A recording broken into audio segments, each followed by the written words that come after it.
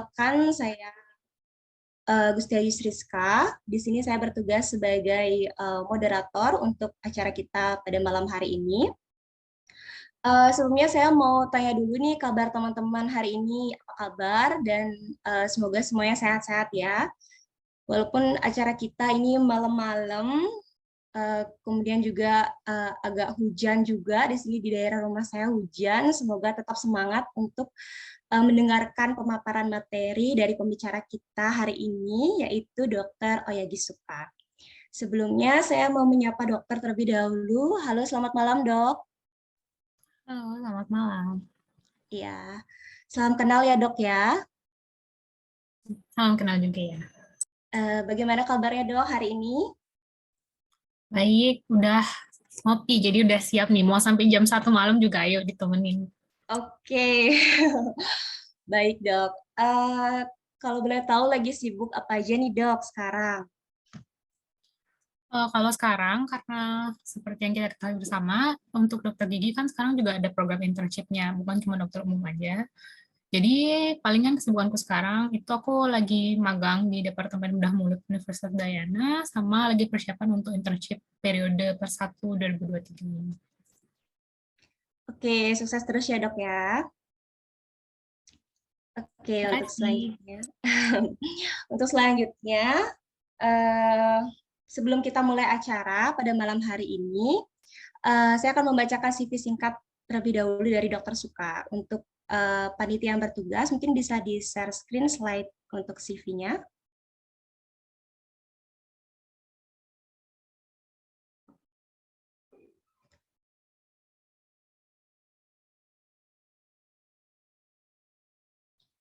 Oke, di sini CV singkat dari Dokter Suka.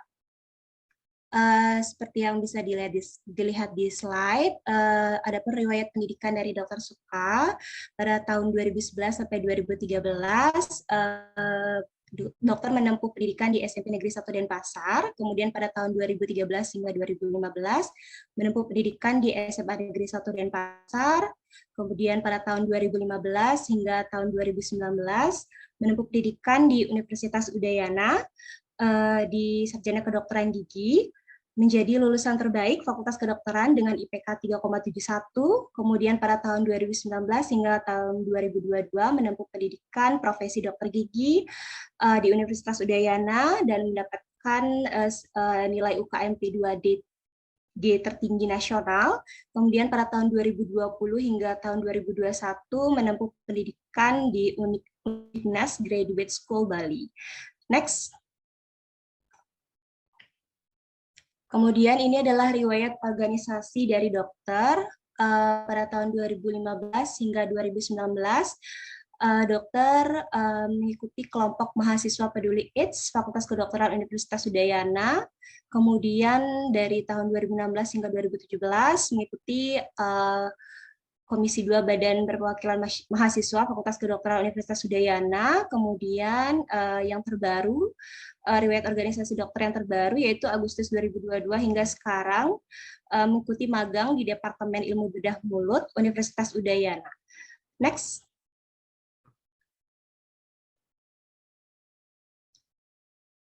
Nah, ini adalah pengalaman dan juga prestasi ilmiah dari Dokter Suka yang sangat banyak sekali ya dok ya. Ada beberapa di antaranya adalah yaitu ada sebagai juara 3 nasional Case Report Award Bali Dental Science and Exhibition tahun 2022 dan juga presentasi oral case report pada forum ilmiah di Universitas Trisakti serta juara 3 nasional case report postgraduate Stopik Timnas 9 dan Dental Exhibition di Universitas Erlangga pada tahun 2022. Next. Baik, mungkin sekian CV singkat dari Dokter Sukaya dengan prestasi ilmiahnya yang sangat banyak sekali, mungkin hanya bisa dibacakan beberapa saja biar tidak mengulur waktu ya dok ya.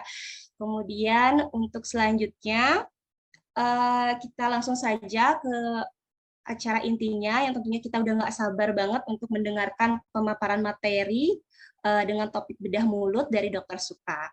Untuk waktu saya persilakan kepada dokter, bisa dimulai dok. Oke, saya share screen ya. Suara saya jelas nggak? Suaranya jelas, dokter. Masih disable ya screen sharing?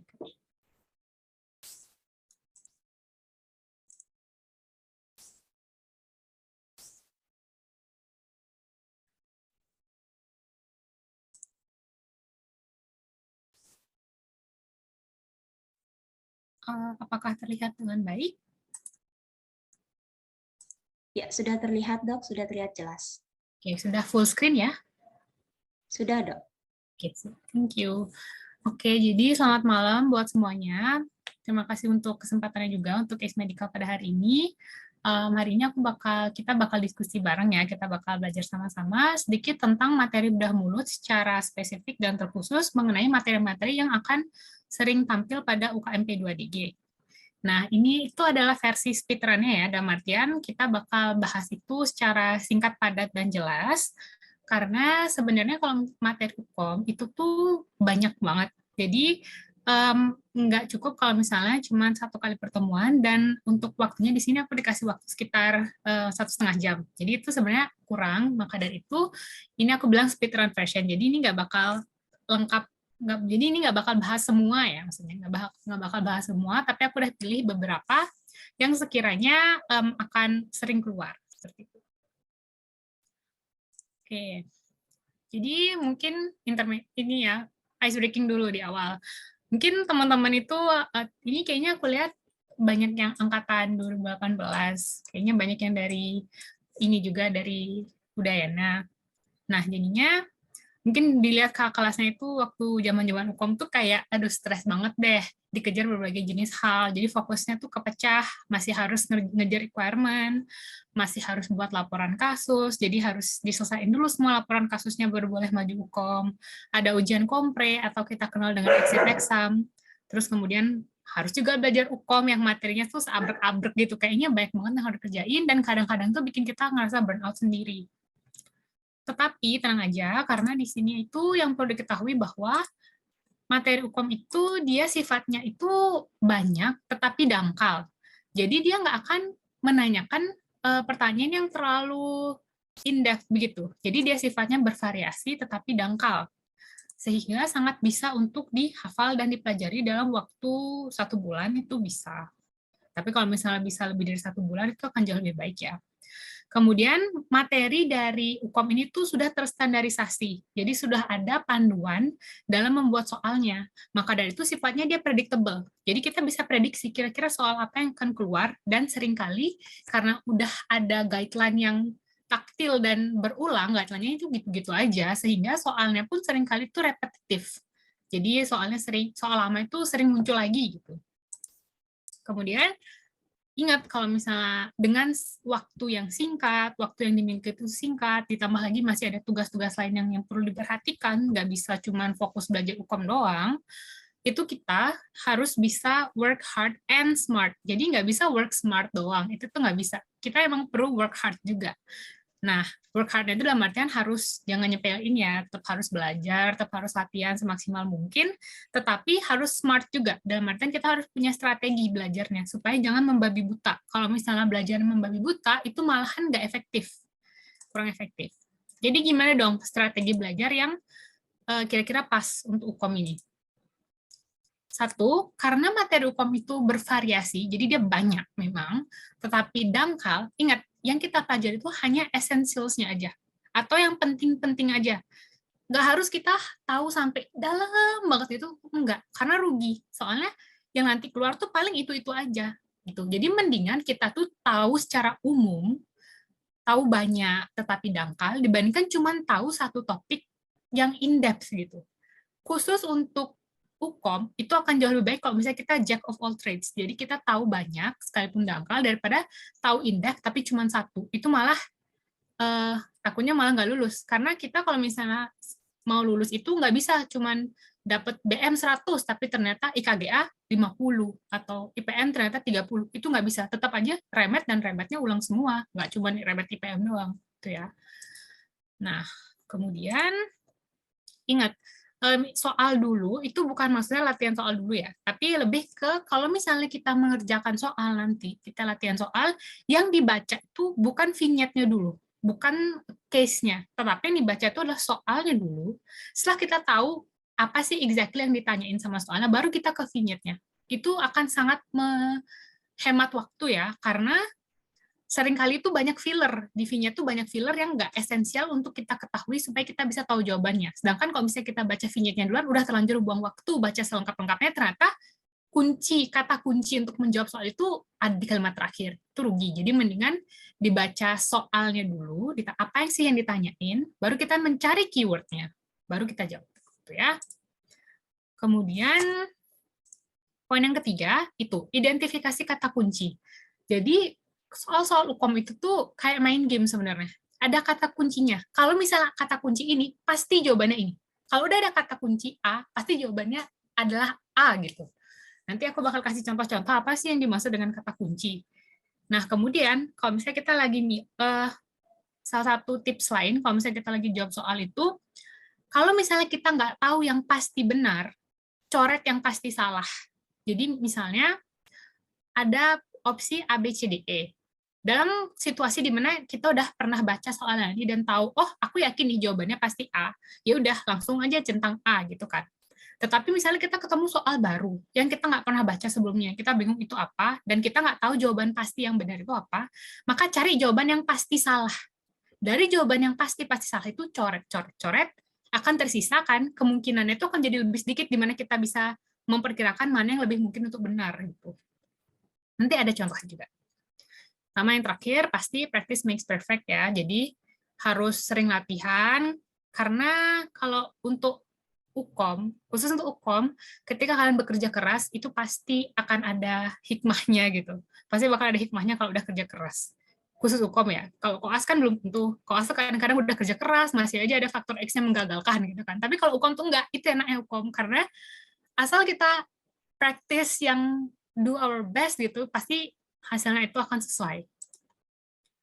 Oke, sekarang kita metode belajarnya seperti yang aku diminta untuk hari ini itu kita akan bahas soal ya. Jadi kita akan bahas soal dulu, kemudian nanti akan kita bahas jawabannya apa, gitu ya. Jadi ini soalnya dulu, terus kita akan di slide berikutnya akan ada pembahasan mengenai jawaban terkait soal ini. Mungkin teman-teman bisa join dulu slide-nya di sini, udah ada di slide ya, mungkin bisa di-scan, di barcode, atau mungkin teman-teman panitia bisa bantu kirim link slide-nya di chat room, biar teman-teman yang lain bisa join.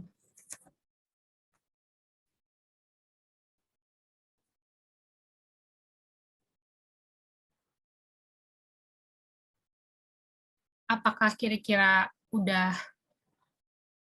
di-join?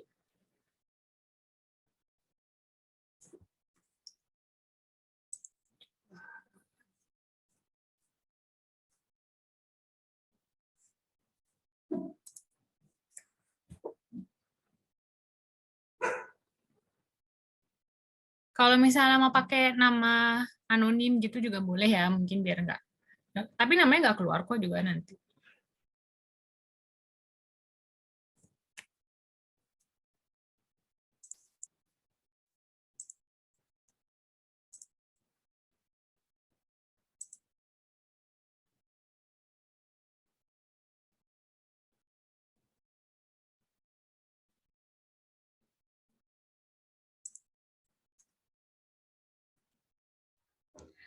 Yuk teman-teman yang lain yang belum join ke link yang diberikan dokternya, ayo kita segera join.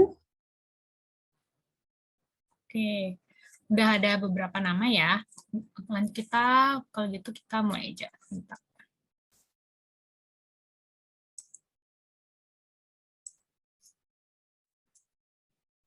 Nah, ini sesuai dengan soal yang ada di slide. Nanti untuk jawabannya tinggal klik di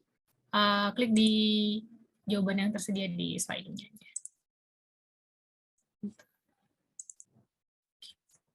Nah, jadi soalnya gini, seperti yang ditulis, ingat tadi, tips pertama, baca soalnya dulu, baru cari jawaban, baru baca vignette-nya.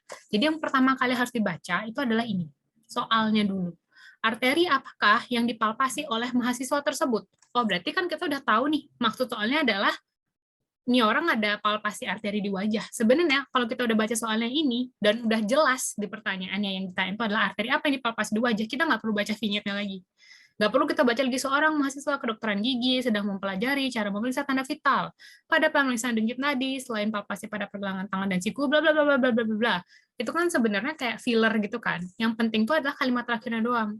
Mahasiswa melakukan palpasi nadi di sekitar ramus mandibula. Arteri apakah yang dipalpasi oleh mahasiswa tersebut? Nah, kuncinya di sini, di sekitar ramus mandibula. Ya, kira-kira yang apa? Apakah A, arteri temporalis, B, arteri mentalis, C, arteri bukalis, atau D, arteri maksilaris, atau E, arteri facialis? Aku aktifin dulu slide-nya sekarang. Oke, yuk, udah bisa dipilih.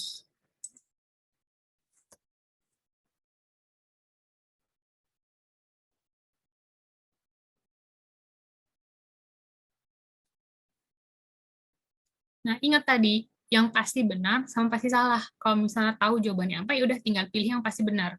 Tapi kalau misalnya masih nggak tahu kira-kira jawabannya apa, coba dicoret yang kira-kira yang nggak mungkin tuh dicoret aja dulu.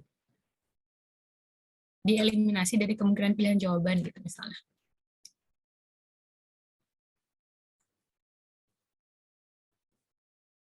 Oke. Oke, di sini udah keluar jawabannya ya. Dan bisa dilihat di polling itu 45% sudah menjawab jawaban yang benar. Ya, jadi jawaban yang benar itu adalah arteri facialis. Kenapa? Sekarang kita bahas penjelasannya.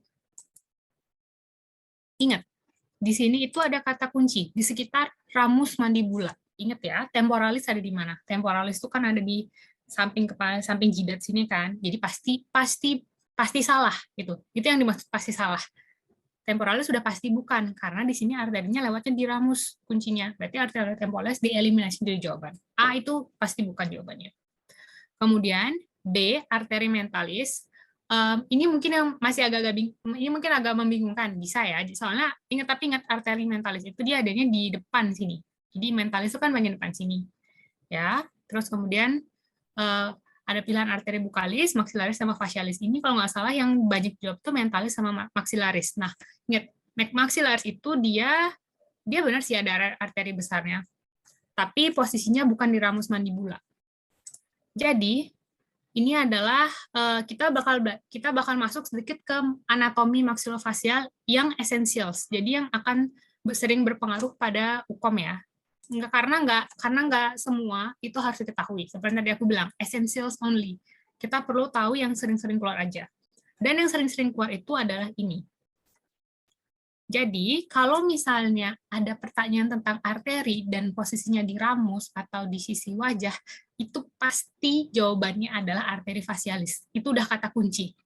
Ramus, arteri di ramus, arteri di korpus, itu sudah pasti arteri facialis. Itu ya. Jadi kalau penjelasannya sedikit di sini, nanti itu dari arteri karotid eksterna itu dia bakal bercabang menjadi arteri facialis. Ini ya, arteri facialis yang di sini. Ini karotid eksterna, dia bakal bercabang menjadi arteri facialis. Kemudian arteri facialis itu bakal terbelah menjadi dua bagian. Ada bagian cervicalnya sama ada bagian facialnya. Ini bagian facialnya. Yang akan terpalpasi ketika kita megang-megang ramus atau korpus itu adalah arteri facialis permukaan part atau facial partnya atau permukaan facialnya. Nah, arteri facialis ini dia akan menelusuri wajah dari korpus mandibula itu pada sudut antero-inferior dari musculus masseter. Ini kalau misalnya ada muskulusnya, maka musculus masseter itu akan ada di sekitar sini.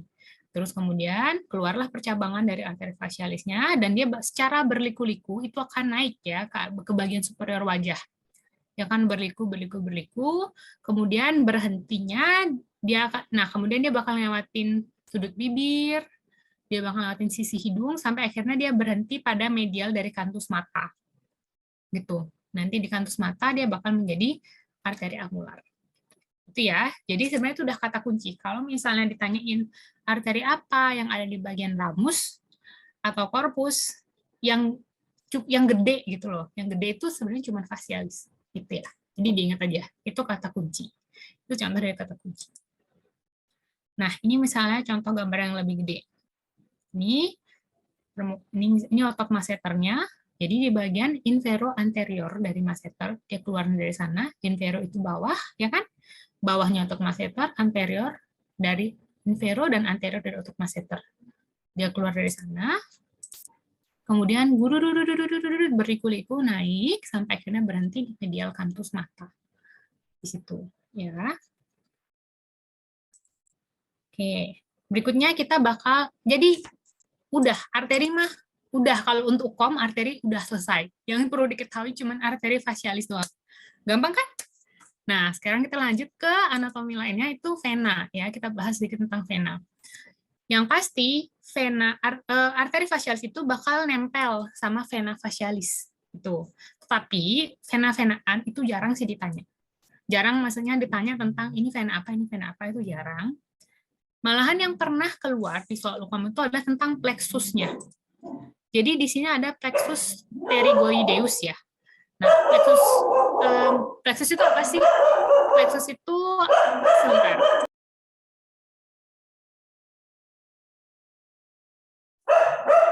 Suaraku kedengeran nggak?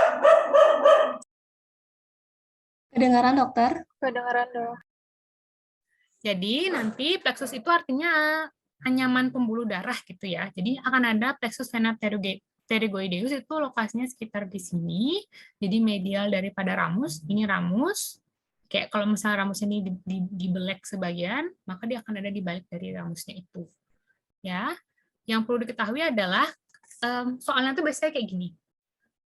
Habis melakukan anestesi blok mandibular itu, misalnya habis blok mandibular terus tiba-tiba terjadi hematoma cepat, jadi kayak dalam waktu kurang dari 5 menit tiba-tiba muncul hematoma, bukan hematoma post op ya, hematomanya intra op gitu, karena habis blok mandibular. Itu apa yang kena? Nah, jawabannya adalah ini, plexus pterygoideus. Jadi dia itu rentan untuk mengalami trauma ketika melakukan blok mandibula gitu ya, karena posisinya itu deket banget sama posisi insersi jarum kalau misalnya lagi ngeblok. Tuh, makanya kalau misalnya nanti di klinik mau ngeblok mandibula, jangan terlalu dalam.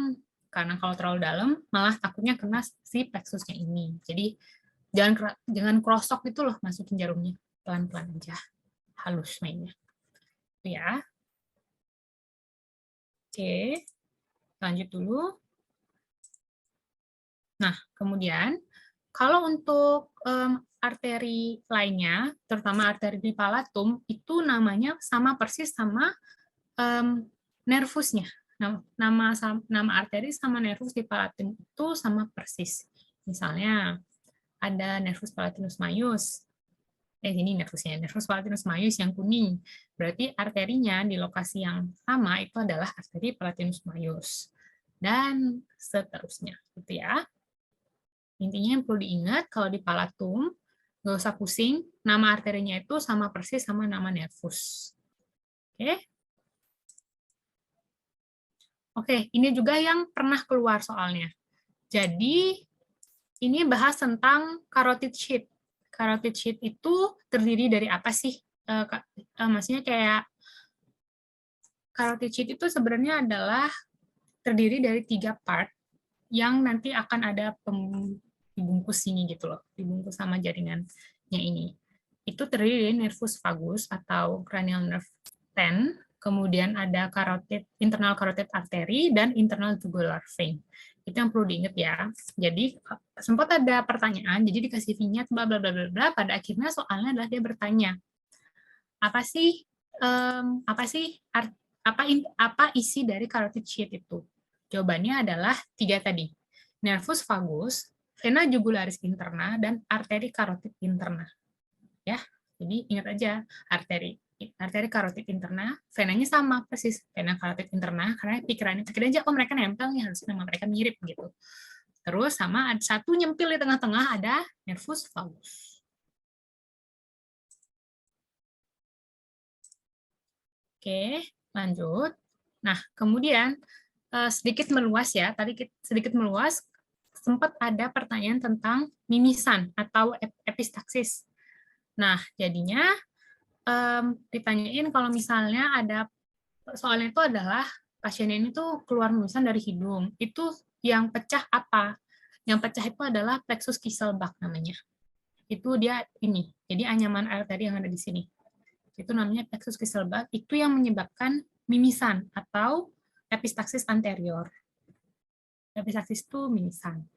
Tuh, dia itu letaknya ada di anterior concha nasalis. Jadi kalau misalnya plexus Kieselbach ini ruptur, bakal ya mimisan dari hidung.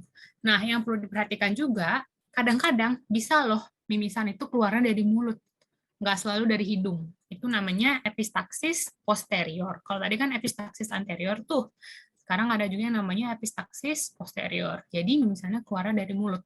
Itu berarti yang mengalami ruptur itu adalah arteri sphenopalatins atau sphenopalatine artery yang ada di sini, di bagian belakangnya ini. Jadi nanti darahnya keluar dari rongga mulut, grup ya. Jadi ingat, epistaksis anterior itu yang kena adalah plexus Kieselbach. Kemudian epistaksis posteriornya itu yang kena itu adalah arteri sphenopalatiniusnya. Kecepatan nggak aku ngomong? Enggak kok, Dok. Aman, Dok. Aman, Dok. Lanjut ya. Nah, tadi kita udah bahas tentang arteri sama vena dan beberapa perintilan-perintilan yang pernah keluar. Jadi biar pernah dengar lah minimal. Sekarang kita bakal bahas tentang nervusnya. Nervus yang sering keluar kalau misalnya di oral di BM atau di UKOM sih sebenarnya secara keseluruhan, itu yang sering keluar itu adalah dua. Ada nervus facialis sama nervus trigeminus.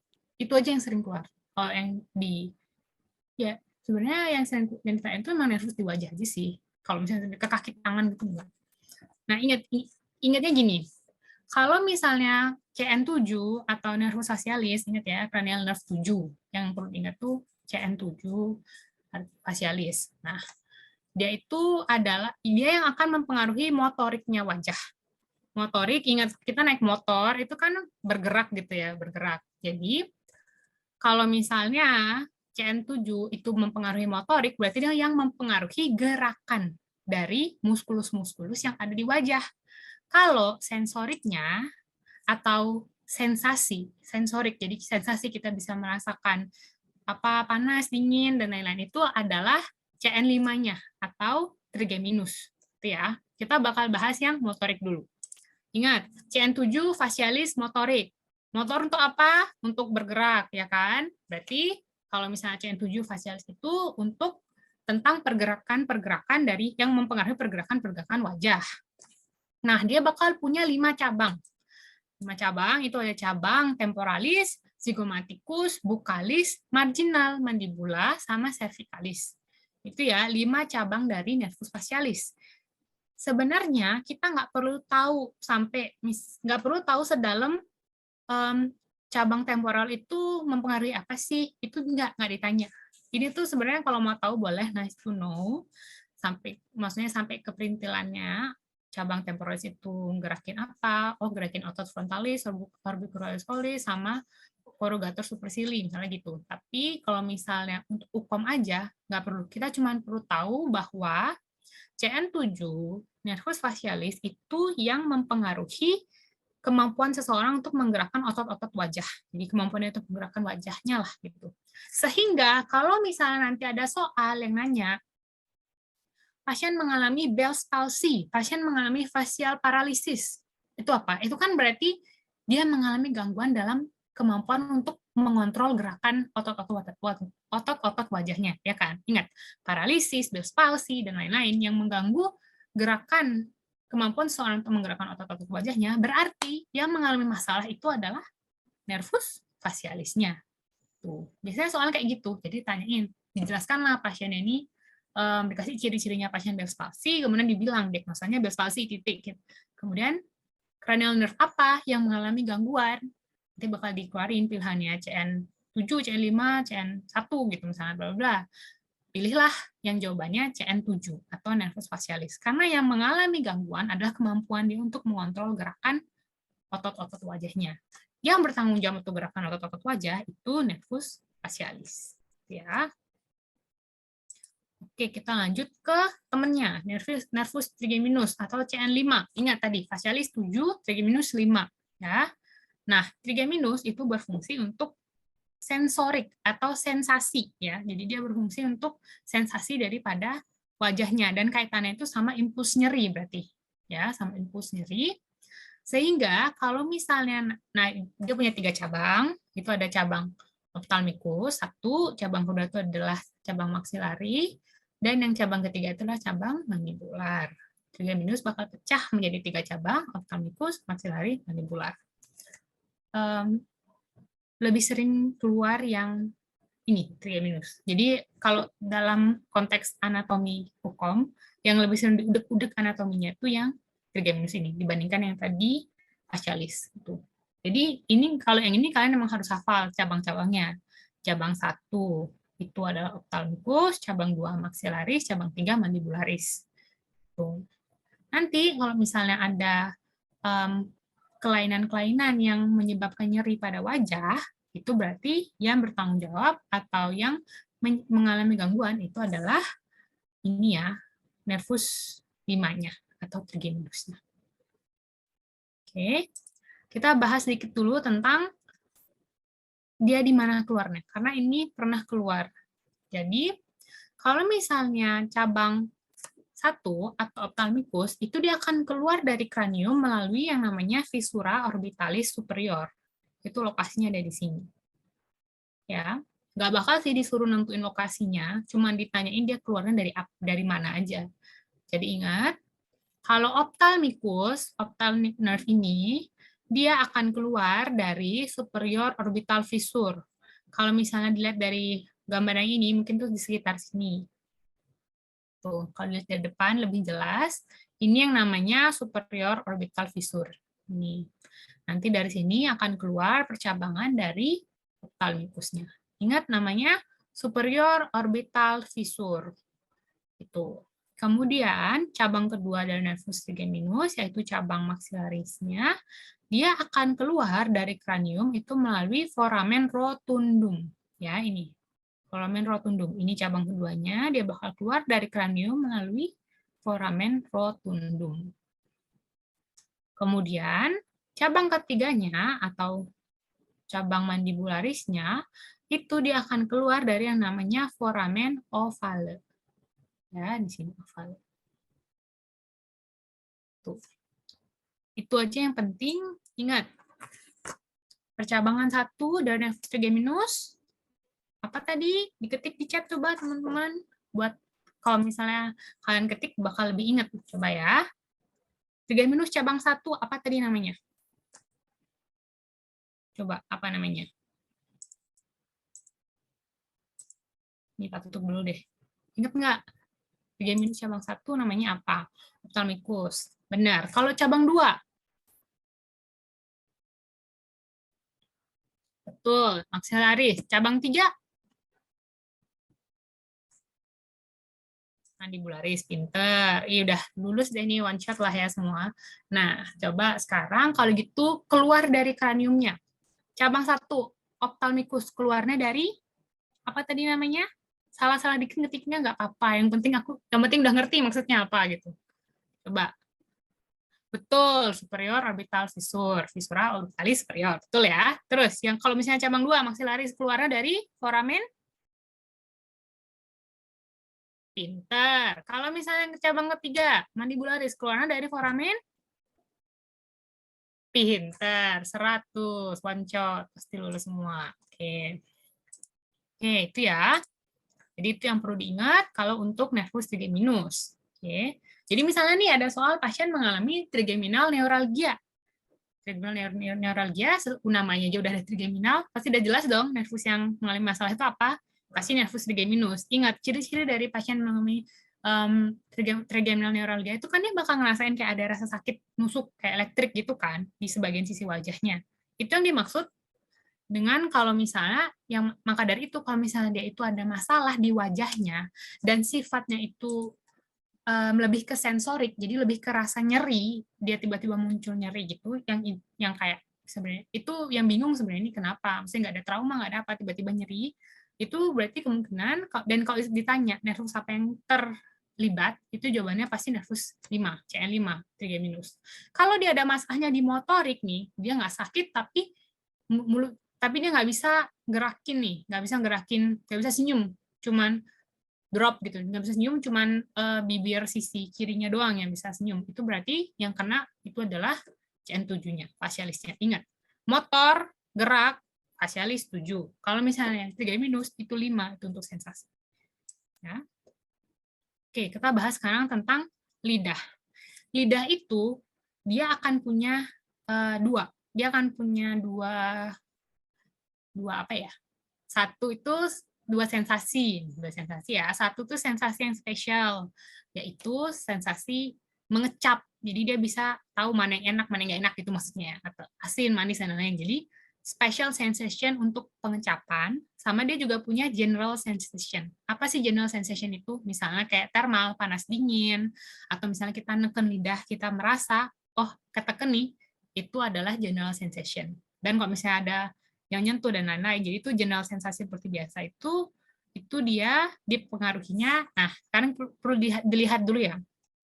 Lidah itu akan dibagi menjadi 1/3 posterior dan 2/3 anterior.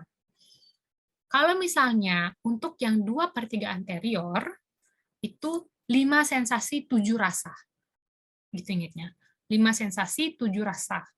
Berarti yang bertanggung jawab untuk general sensation atau panas, dingin, sentuh, tekan itu adalah nervus 5.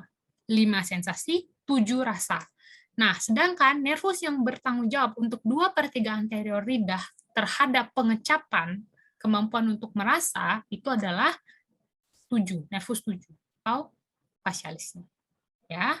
Jadi, ingat, 5 sensasi itu adalah general sensation-nya, sedangkan yang 7 itu adalah rasa. Ya. Nah, kemudian kalau misalnya yang 1/3 posterior, ini gampang ingatnya.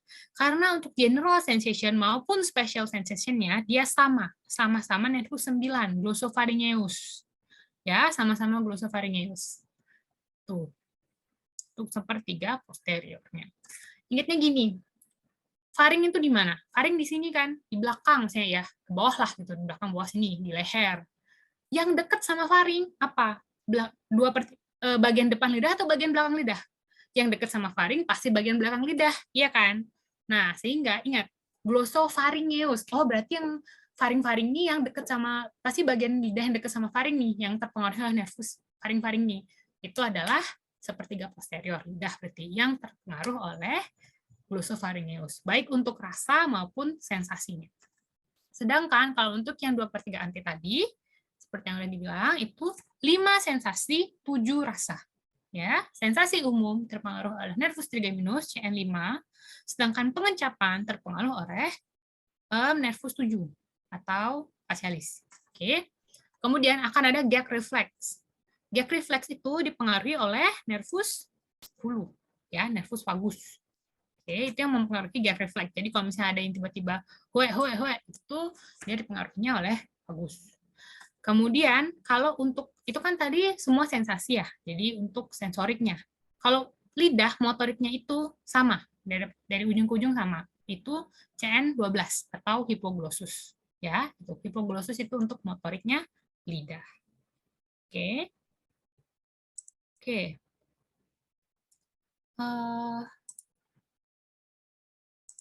Ini kita skip aja ya, biar nggak terlalu lama bahas anatomi. Ini akan di-skip aja dulu. Ya, akan di-skip aja dulu. Mungkin kalau misalnya nanti kalau misalnya untuk lebih lengkapnya, kita bahas lain kali. Ya. Oke, biar nggak, kita sekarang coba masuk ke soal nomor 2 dulu.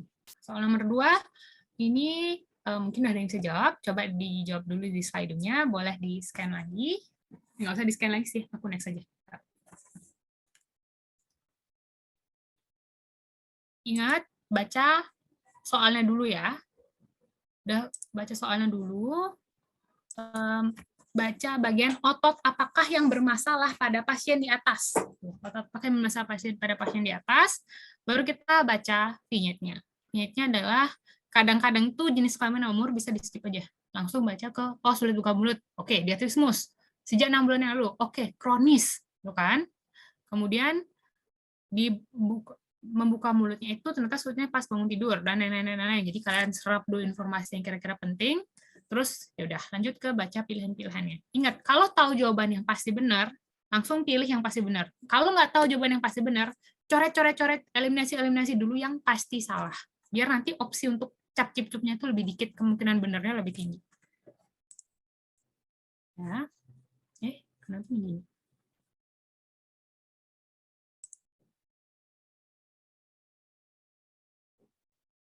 Oke, sebentar.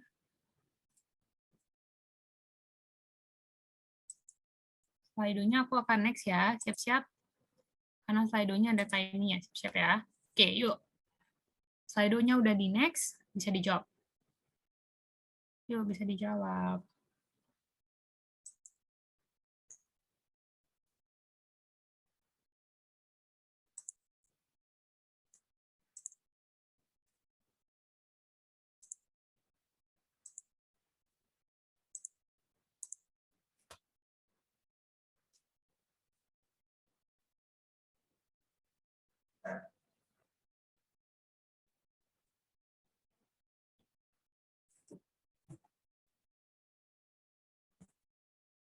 Oke, udah keluar ya. Jadi, sebagian besar menjawabnya musculus masseter.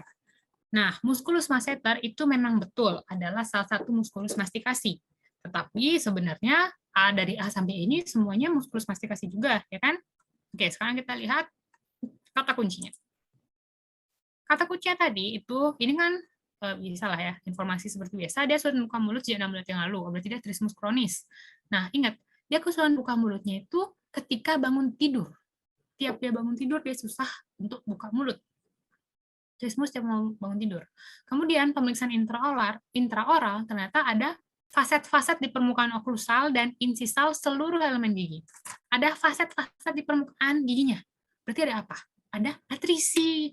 Atrisi berarti pas. Dan tiap bangun tidur dia sakitnya. Ototnya berarti mengalami hiperaktivitas tiap dia bangun tidur gitu loh, dia kontraksi berlebihan gitu kan, sampai jadi trismus. Berarti kemungkinan pasiennya punya bad habit, dia kemungkinan punya bruxism gitu. Sehingga kita akan bahas ke pembahasannya. Oh ya, ini jawabannya yang benar itu adalah pterygoideus lateralis ya. Kenapa jawabannya pterygoideus lateralis? Kenapa nggak yang lain? Padahal yang lain kan juga otot-otot pengunyahan. Ini.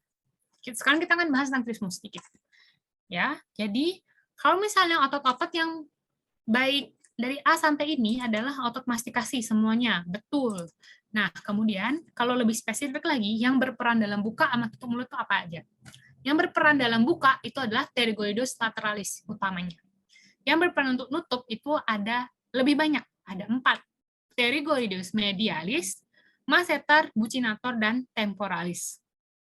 Nah, kenapa tutup mulut itu lebih banyak ototnya? Karena kalau kita mau nutup mulut itu butuh lebih banyak effort dibandingkan kalau kita buka mulut gitu. Soalnya biasanya ketika seorang itu melakukan gerakan penutupan mulut itu biasanya waktu mengunyah misalnya nih. Salah satu contoh yang sering dilakukan untuk orang tutup mulut itu kan ketika dia harus ngunyah sesuatu, sehingga itu berarti ketika dia ngunyah atau nutup mulutnya akan ada load yang lebih besar dari makanannya itu, karena dia mau ngunyah itu, mau ngancurin tuh makanan gitu kan, sehingga effort yang dibutuhkan itu lebih gede. Itulah kenapa kalau tutup mulut itu lebih banyak muskulus yang dibutuhkan. Nah, sekarang aku color coding di sini. Jadi kalau untuk trismus sendiri itu ada yang akut sama yang ada yang kronis. Biasanya ya, garis bawah ini biasanya, karena ada kasus-kasus juga yang di luar biasanya gitu. Biasanya, nah tapi bagus ya di UKOM itu yang keluar itu adalah soal biasanya doang. Biasanya kalau misalnya akut itu adalah trismus yang disebabkan karena post-op. Misalnya dia habis cabut gigi, dia habis ada masalah pas anestesinya, atau misalnya pas cabut giginya kelamaan atau gimana, cuman pasti ada kata kunci. Kata kuncinya itu adalah post-op trauma, atau enggak ada kata kunci dia kemarin 2 hari yang lalu baru habis cabut gigi, terus trismus itu misalnya, itu dia akut. Nah, kalau dia itu akut, dengan kata kunci ada post-op trauma yang minor ya, itu dia akan muskulus yang mengalami masalah sehingga dia itu sampai trismus adalah pterygoides medialisnya. Itu. Tetapi di sisi lain, kalau misalnya dia itu karena bad habit, jadi pada soal tidak dijelaskan ada riwayat dia baru habis melakukan dental treatments, itu yang mengalami masalah yang menyebabkan trismusnya itu adalah pterygoides lateralis. Ya, ini kata kunci. Kata kunci. Misalnya nih kita lihat soalnya. Ini kan dikasih clue kalau misalnya pasien itu punya bad habit. Satu itu. Yang kedua, tidak dijelaskan di soal kalau misalnya pasien ada riwayat habis melakukan dental treatments tertentu yang bisa menimbulkan trauma post-op. Sehingga dengan 2 clue itu aja kita udah bisa menentukan bahwa oh berarti yang mengalami masalah itu di sini adalah yang A, pterygoides lateralisnya. Itu ya. Jadi itu adalah kata kunci. Oke, lanjut. Lanjut dulu, sekarang kita bakal bahas soal yang nomor 3. Baca soalnya dulu. Obat antibiotik apakah yang harus dihindari pasien tersebut? Oke, berarti kita harus cari tahu kondisi sistemiknya apa, ya. Ini kan dia bla bla bla bla bla bla bla nggak penting gitu.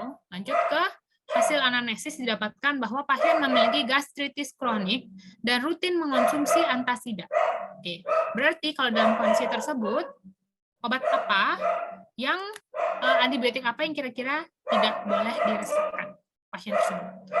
Oke, udah saya baca soal ya. Nih, slide-nya diisi dulu. Slide-nya udah next.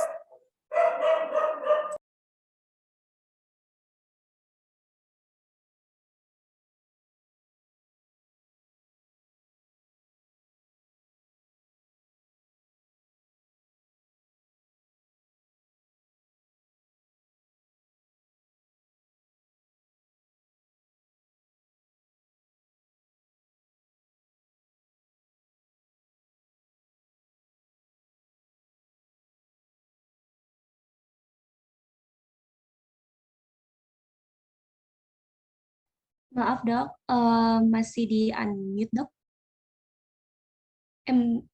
Sorry, halo. Oke. Oke, lanjut ya. Jadi, kita garis bawahi dulu kata kunci yang akan menjurus ke jawabannya. Sebenarnya bisa ditebak sih. Kata kuncinya adalah gastritis kronik dan mengonsumsi antasida. Oke. Jadi, obat antibiotik yang tidak disarankan untuk pasien-pasien yang sedang mengonsumsi antasida itu adalah tetrasiklin. Ya, tetrasiklin yang tidak direkomendasikan. Kenapa? Kita bahas. Nah, sebenarnya ada banyak obat-obat yang tidak antibiotik yang bisa compromise kinerja daripada secondary drug yang sedang diminum oleh pasiennya itu. Daftarnya itu ada di sini, jadi ada berbagai jenis, ada banyak ya daftarnya. Kalau mau baca lengkapnya, itu bisa baca di buku ini, Evidence Based Oral Surgery, ini bagus bukunya, di halaman 300. Itu nanti akan ada tabel lengkapnya di sana. Tapi seperti yang aku bilang tadi, UKOM itu essentials aja. Yang perlu diketahui, jadi kalau untuk UKOM kita nggak perlu ngafalin tabel sekian banyak ini. Yang perlu kita ketahui itu cuma ini yang sering keluar. Kalau pasien ada kondisi hepar yang nggak boleh digunakan, itu adalah clindamycin. Ya, ingat clindamycin kontra untuk pasien hepar. Maksudnya pasien disfungsi hati, disfungsi liver. Kenapa? Karena clindamycin itu hepatotoksik atau dia memberikan efek toksik kepada liver. Tuh. Kemudian, kalau misalnya pasien GERD, pasien gastritis, pasien GERD, pasien MAH, pasien asam lambung, itu yang kontra itu adalah tetrasiklin. Kenapa? Daripada tetrasiklinnya yang mempengaruhi antasida, justru sebaliknya. Antasida atau obat MAH itu kan, obat MAH itu antasida. Antasida itu dia akan menghambat kinerja dari tetrasiklin. Dia akan menurunkan kemampuan atau fungsi kerja tetrasiklin sehingga dia kurang maksimal efek antibiotiknya. Mendingan sekalian kasih yang lain, gitu ya. Jadi ingat, Yang harus dihindari itu adalah tetrasiklin. Tetapi kalau misalnya mau dikasih yang aman itu apa? Ya amoksisilin. Ini ya, jawabannya adalah apa yang harus dikasih sebenarnya. Biasanya amoksisilin aja. Itu udah yang paling aman. Oh ya, ini ada sedikit tambahan juga. Kalau misalnya pasien abses, misalnya dikasih soal pasien itu abses, apa pilihan obat yang antibiotik yang kita kasih? Itu jawabannya amoksisilin ya. Kapan dia dikombin dengan metronidazole? Itu adalah apabila ketika kita melakukan terapi dengan amoksisilin aja, ternyata simptomsnya atau gejalanya itu tidak meredah. Itu baru kita kombinasikan dengan metronidazole. Jadi kita kasih metronidazole serta amoksisilin untuk terapi tahap selanjutnya. Tapi kalau misalnya first line-nya terlebih dahulu, itu yang dikasih adalah amox tetap. Oke. Oh, oke. Jadi kita bakal bahas medikamentosa juga, yang UKOM Essentials ya. Jadi urutan antibiotik itu adalah seperti yang ditampilkan di slide. Yang pertama itu amoksisilin. Kalau misalnya pasiennya alergi amoksisilin, berikanlah clindamycin. Kalau misalnya dia alergi clindamycin dan amoksisilin, kasihlah yang berikutnya, erythromycin atau azitromycin. Baru naik lagi metronidazole, moxifloxacin, lincomycin, cefalosporin. Itu ya. Ini adalah urutannya. Biasanya itu nanti akan ada contoh soal. Ya. Kemudian ini untuk cara kerjanya. Kadang-kadang keluar, terutama di bagian oral biology cukup sering keluar. Untuk cara kerja dari antibiotik itu ditanyakan. Biasanya sih yang paling sering ditanyain itu cell wall sintesis ya. Jadi antibiotik apa yang cara kerjanya dengan menghambat sintesis dinding sel. Nah, itu paling jawabannya penisilin gitu, gampangnya ya. Jadi untuk yang cara kerjanya menghambat sintesis dinding sel itu ada dua jenis, ada yang beta lactam dan yang non beta lactam. Yang beta lactam itu contohnya adalah penisilin, amoksisilin, ampicillin, cephalosporin. Cephalosporin itu contohnya misalnya ceftriaxone, cefixim, cefadroxil dan lain-lain. Yang depannya itu cef gitu ya. Kemudian yang non beta lactam itu contohnya adalah vancomycin. Terus kalau misalnya cara kerjanya menghambat sintesa protein, itu ada yang jenisnya 30S sampai 50S. Itu apa? 30S ini maksudnya subunit ribosom 30S atau subunit ribosom 50S. Nah, contohnya itu yang 30S ada streptomycin, gentamicin, dan tetrasiklin. Ini aku taruh nama-nama yang sering keluar. Tapi untuk list lengkapnya ada lebih banyak lagi. Contohnya kalau yang 50S itu adalah golongan makrolit, contohnya itu adalah erythromycin, azitromycin, dan clarithromycin. Atau 50S ini ada makrolit sama lincosamid juga. Lincosamidnya itu contohnya adalah lincomycin sama tadi clindamycin ya. Kemudian yang menghambat dan seterusnya sih, yang menghambat DNA topoisomerase itu ada fluoroquinolone, yang itu obat yang saksin-saksin belakangnya, levofloxacin, ciprofloxacin, moxifloxacin, ya, yang saksin itu dia cara kerjanya adalah menghambat DNA topoisomerase.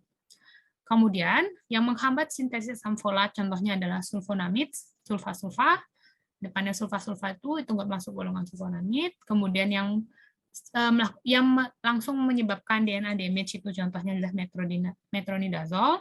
Dan yang menghambat, oh ini pernah keluar, ini dihafalin ya. Yang terutama yang perlu dihafalin itu yang nomor 6 sama nomor 1. Nomor 6 sama nomor 1. Karena yang sering keluar itu nomor 6 sama nomor 1. Yang menghambat sintesis mRNA cuma satu sih yang sering muncul, rifampin ya. Ini sekalian obat TB. Tuh. Oke. Lanjut sekarang ke analgesik. Pada ibu hamil by the way. Ini adalah yang aman untuk ibu hamil. Baik anestetikum ataupun antibiotik yang aman untuk ibu hamil itu adalah yang tipe BB ini yang kita pilih. Tipe C ini jangan ya. Tipe C ini nggak boleh. Yang tipe B yang kita boleh berikan kepada ibu hamil. Kalau anestetikumnya itu bisa lidocain tanpa ataupun dengan epinefrin. Itu lidocain injeksi sama lidocain topikal itu masih boleh. Kemudian kalau antibiotik itu bisa amoksisilin sih paling aman. Amoksisilin bisa, azitromycin bisa, clindamycin sama erythromycin. Chlorhexidine ini sebenarnya bukan antibiotik ya, dia antiseptik. Nah, kalau untuk analgesiknya main aman aja, pakai paracetamol ya, paracetamol itu yang paling aman. Nah, ingat juga kalau misalnya kita mau melakukan dental treatment kepada ibu hamil, itu amannya dilakukan di trimester kedua. Kalau masih trimester 1 ataupun 3, kalau nggak emergency nggak boleh ya. trimester 2 itu yang paling aman kalau mau melakukan. Tetapi seandainya masih bisa ditahan sampai di lahiran, mending ditahan aja sampai udah lahiran. Ya. Sebenarnya untuk analgesik ini bakal ada panduan analgesik untuk pasien umum tuh ada, tapi itu nggak cukup kayaknya waktunya. Mungkin itu bisa dibahas lain kali. Jadi ini untuk khusus yang ibu hamil aja dulu ya. Analgesiknya bisa paracetamol dan seterusnya. Oke, kita lanjut ke soal berikutnya. Soal berikutnya, yuk baca soalnya dulu. Apakah antibiotik yang dipertimbangkan untuk diberikan pada pasien ini?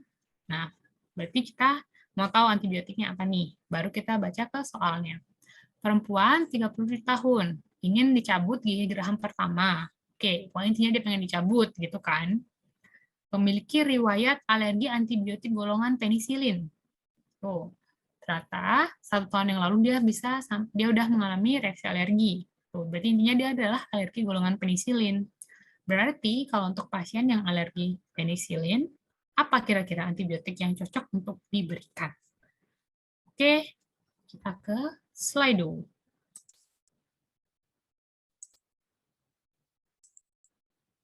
Lanjut ke slide.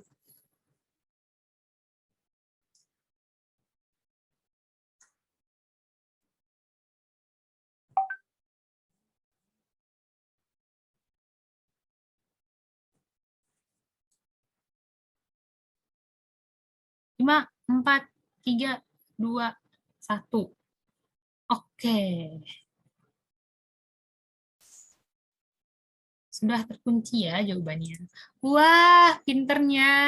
71% udah benar. Oke. Yuk, yang lagi 14% yuk, semangat yuk. Ingat, tadi pasiennya alergi golongan penisilin. Nah, ini kedua. Setelah penisilin, tadi apa? Coba, tulis di chat room ya. Yang kedua apa kalau alergi penisilin? Ayo, apa yang kedua? Ingat nggak? Clindamycin. Benar, pintar. Terus yang ketiga, setelah clindamycin.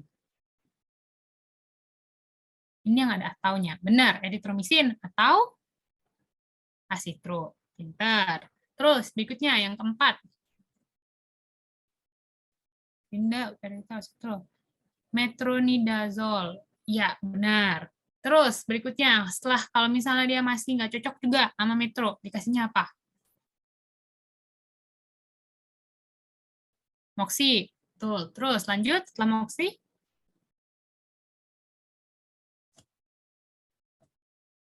Vancomycin. Terakhir. Yang paling terakhir dikasih cefalosporin. Nah, ingat ya, ini untuk urutan genetik ini teman-teman ingat ya. Teman-teman ingat, karena sampai praktek pun akan dipakai ilmunya ini. Jangan mengikuti dokter-dokter yang ngasihnya tuh, ya maksudnya kasih yang ini aja deh, yang ini aja deh. Tapi nggak sesuai sama panduan yang ada. Karena panduan yang ada itu kan dibuat berdasarkan penelitian juga, berdasarkan peraturan. Dan mereka udah meneliti kan bagusnya gimana, supaya nanti pasien-pasiennya nggak resistensi ya. Jadi ini penting buat kita ngasih sesuai dengan lini itu, supaya pasiennya nanti nggak resistensi. Kalau pasiennya resisten, di saat-saat dia life threatening, dia membutuhkan pemberian antibiotik pada kasus-kasus yang parah, dikasih apa-apa-apa, udah nggak efektif gitu. Karena udah terlanjur resisten sama banyak antibiotik ya. Ini kenapa penting kita ngasih sesuai dengan indikasi yang tepat. Antibiotik. Oke, lanjut dulu soal nomor 5. Soal nomor 5, apakah diagnosis kelainan tersebut? Nah, baru kita naik. Perempuan 30 tahun, keluhannya apa? Keluhan adanya benjolan di dasar mulut. Oke, ingat ya, benjolan di dasar mulut. Benjolan tersebut ada di dasar mulut sebelah kiri, tidak nyeri, dan kerap hilang timbul. Pemeriksaan intraoral, tampak di bawah lidah terdapat benjolan berwarna kebiruan, palpasi lunak, transparan, dan berbatas tegas. Letaknya unilateral di kiri dasar mulut. Kira-kira diagnosisnya apa? Oke, kita ke slide. Yuk, slide.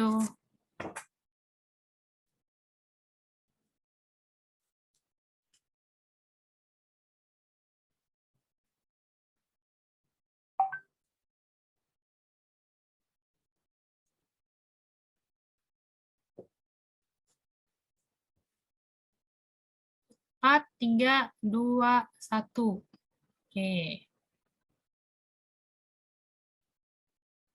Jawabannya, oke. Betul, jawabannya sudah banyak yang benar. Jawabannya adalah ranula.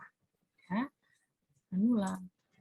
Lihat kata kuncinya sekarang itu di sini, di bawah lidah. Nah, dengan H. Nah, karakteristiknya ini sebenarnya kan mirip sama mukokel. Mirip sama mukokel, persis malah. Tetapi yang membedakan di sini, yang menjadi kata kunci dia ranula itu adalah karena posisinya di bawah lidah. Ya, kalau di bawah lidah itu dia adalah ranula. Oke, sekarang kita bahas sedikit tentang penyakit-penyakit pada kelenjar saliva. Yang pertama itu ada mukokel. Mukokel itu, teman-teman sudah tahu ya, dia itu sejenis kista, tapi bukan kista sejati, ya, karena dia nggak punya epithelial lining. Kemudian dia itu karakteristik klinisnya tadi udah ada di soal, ya, bisa palpasinya lunak, ketuan, karena ada kelenjar musin di dalamnya. Nah, kemudian mukokelnya ini terdiri ada 2 jenis, ya. Ada 2 jenis. Ada yang retensi sama yang ekstravasasi. Kalau retensi itu yang terjadi adalah obstruksi atau penyempitan. Jadi duktusnya itu mengalami penyempitan, bisa karena trauma atau karena sesuatu yang lain itu, sehingga nanti karena kalau kayak misalnya kita minum boba, jangan boba, kita minum soda gitu, pakai pipet. Kalau misalnya pipetnya kita pencet nih, nyempit kan, pipanya jadi nyempit, pipetnya nyempit, kita berusaha sedot, kadang-kadang tuh nggak mau masuk gitu loh, ya akhirnya nggak mau kesedot. Nah, kalau misalnya pada saliva, bayangkan seperti itu, duktusnya menyempit, kayak pipet dipencet, terus habis itu, sedangkan salivary flow-nya terus keluar. Salivary flow-nya terus keluar, akhirnya dia akan lama-lama belendung. Belendung karena yang harusnya dia bisa keluar pas di opening duktusnya, nggak bisa, soalnya nyangkut di sana karena duktusnya menyempit. Itu ya, kalau mukokel retensi. Kemudian ada juga mukokel yang ekstravasasi, seperti namanya. Ekstravasasi itu berarti duktus saliva minornya itu entah robek, duktusnya ini udah bukan nyempit lagi, tapi robek atau bolong. Nah, setelah dia robek atau bolong, kan bocor tuh, salivanya bocor, sehingga akhirnya terjadilah akumulasi musin itu di bawah mukosa.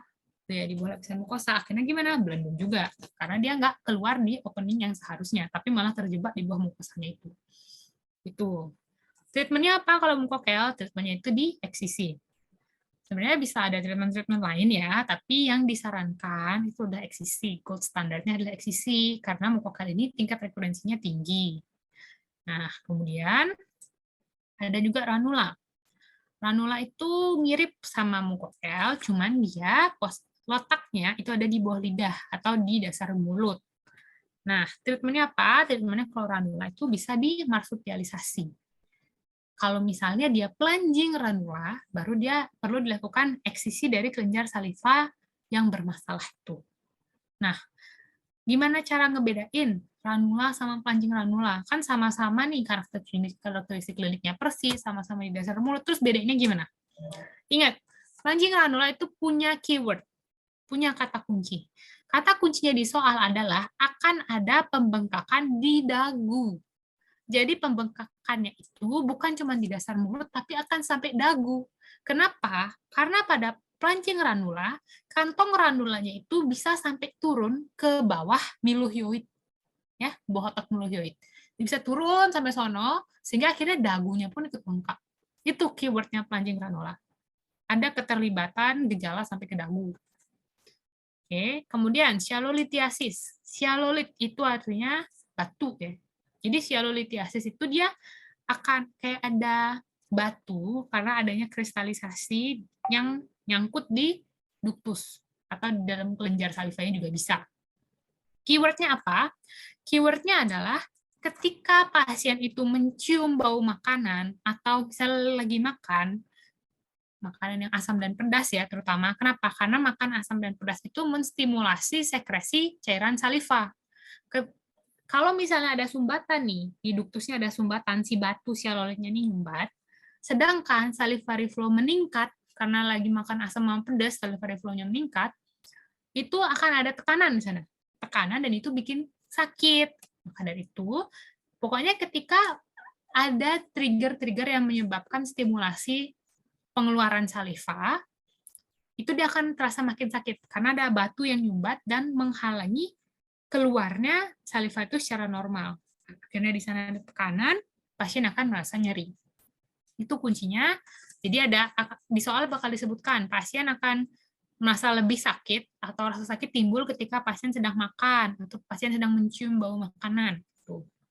Kemudian kata kunci lainnya yang lebih spesifik lagi terhadap shallow lithiasis itu pada tampilan ronsen pasti akan diberikan keterangan kalau ada ronsen.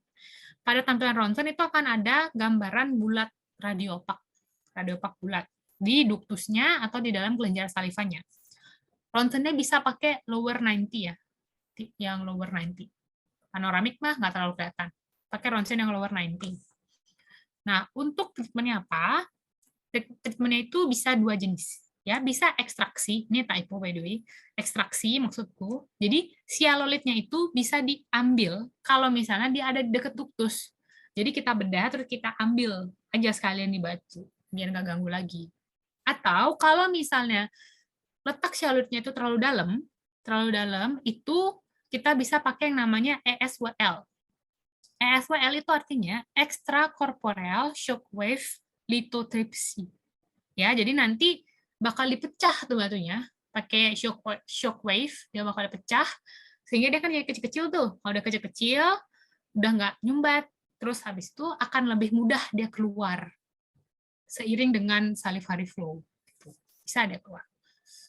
Tuh. Kemudian penyakit lainnya itu ada shallow ductitis.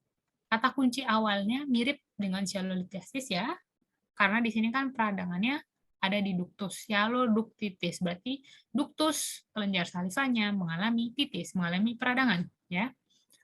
Sama awalnya dia bakal bisa merasakan elevated pain atau rasa nyerinya bertambah, terutama ketika ada stimulasi peningkatan pengeluaran saliva.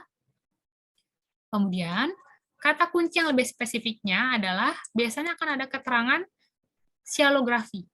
Ya, nggak ada ronsen, tapi ada shallografi. Waktu shallografi ditemukan adanya gambaran struktur atau dilatasi duktus. Nah, tapi shallow duktus ini nggak terlalu sering keluar. Ya, nggak terlalu sering keluar soal. Treatmentnya apa? Treatmentnya untuk shallow ductitis, ya, peradangan pada duktus saliva, itu antibiotik. Kalau mau dikasih antiinflamasi, boleh juga antibiotik. Karena biasanya shallow ductitis ini disebabkan oleh bakteri S. aureus. Tuh. Jadinya, treatment utamanya adalah antibiotik. Kemudian lanjut ke yang sering keluar ini. Sialadenitis ini cukup sering keluar. Poin 1, 3, 4, 5 itu lumayan sering keluar. Yang sialadenitis ini agak jarang. Kalau sialadenitis itu, again, sama, kata kunci awalnya itu sama dengan sialolithiasis dan sialoduktitis, tapi sialadenitis ini dia ada edema pada kelenjar salivanya.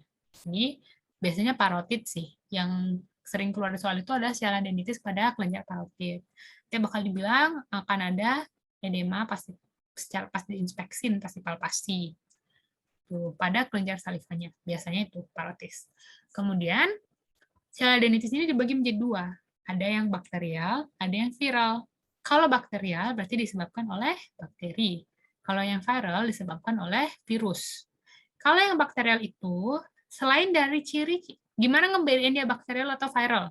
Kalau yang bakterial, dia bakal ada keterangan kalau ditekan, keluar pus. Kalau misalnya ditekan, akan ada keluar pus di ujung keluar ductus tensennya. Itu misalnya. Nah, kalau misal, itu ya bedanya. Kalau misalnya viral, dia nggak ada pusnya. Kalau bakteri, baru dia ada pus. Nah, kemudian untuk treatmentnya, karena dia bakterial, berarti treatmentnya adalah antibiotik, dan dibantu juga dengan antiinflamasi. Kemudian, kalau misalnya viral atau disebabkan oleh virus, itu akan ada keterangan di soal kalau pasien itu mengalami gejala prodromal atau gejala kayak mau sakit gitu loh. Contohnya misalnya demam, diawali dia malais, misalnya dia anoreksia, jadi kayak nggak enak makan, nyeri-nyeri, demam, dan lain-lain, lemas gitu tuh. Jadi kalau udah ada gejala prodromal gitu, dan tidak ada keterangan nih, ada keluaran pus waktu ditekan, itu berarti dia sialadenitis yang viral. treatmentnya berarti berbeda. Treatmentnya jadinya isolasi 5 hari supaya nggak nularin ke orang lain. Kemudian diet tinggi karbohidrat, tinggi protein atau diet KTP, sama multivitamin. Tuh, ya. Kenapa kita harus tahu bedanya bakterial atau viral? Karena kalau misalnya nanti ditanyain, dikasih soal nih, bla bla bla bla, berdasarkan penjelasan di atas, yang ditanya itu bukan diagnosisnya, tapi ditanyain tata laksananya apa. Makanya harus tahu dia bakterial atau viral, karena kalau dia sel adenitis bakteri maupun yang virus, itu tata laksananya beda, pilihan tata laksananya beda. Ya, oke. Oke, sekarang ini adalah satu lagi contoh soal terkait masalah pada kelenjar salivah. Soalnya sama, ditanyain diagnosis yang paling sesuai pada kasus di atas itu apa. Soalnya, seorang perempuan 38 tahun datang dengan keluhan terdapat pembengkakan pada daerah dagu sehingga merasa malu dengan penampilannya. Dalam rongga mulut di bawah lidah terdapat benjolan warna kebiru-biruan translusen, kadang mengecil tetapi tidak pernah hilang. Ya, berarti kira-kira yang paling mungkin diagnosisnya apa? Oke, kita ke slide ya. Oke, slide-nya udah di next.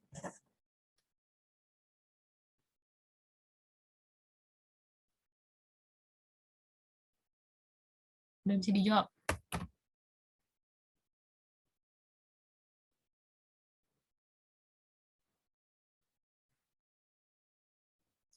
Lima, 4, 3, 2, 1. Oke, sip. Waktunya sudah habis. Wih, pinternya 100% loh, semuanya udah benar yang jawab ya. Betul, jawabannya adalah pelanjing ranula. Karena tadi, seperti yang dijelasin, ada kata kuncinya ya, dagu, dagunya ikut bengkak. Terus benjolannya ini ada di bawah, di dasar lidah, di bawah lidah, di dasar mulut. Berarti jawabannya adalah pelanjing ranula. Oke. Oke, udah ngerti ya kalau gitu. Oke, kita sekarang lanjut ke Glasgow Coma Scale. Nilai dari masing-masing komponen Glasgow Coma Scale atau GCS-nya pasien ini berapa? Mungkin buat teman-teman yang panitia, yang dokter umum, ini mah biasa ya, sudah tahu, udah hafal. Tapi buat kita yang dokter gigi, kita nggak terlalu diajarin kan soal ini. Jadi ya udah, kita sekarang belajar di sini aja. Coba, kira-kira apa? Pasien laki-laki 45 tahun, ke IGD, keadaan tidak sadar, dan pendarahan dari area kepala leher. Pemeriksaan neurologis menunjukkan saat dirangsang dengan nyeri, mata pasien terbuka dan ekstremitasnya fleksi. Jika diajak berbicara, pasien mengeluarkan suara yang tidak dapat dimengerti. Berapa nilai GCS-nya? Oke, kita ke slide dulu. Kira-kira GCS-nya berapa? I verbal movement-nya.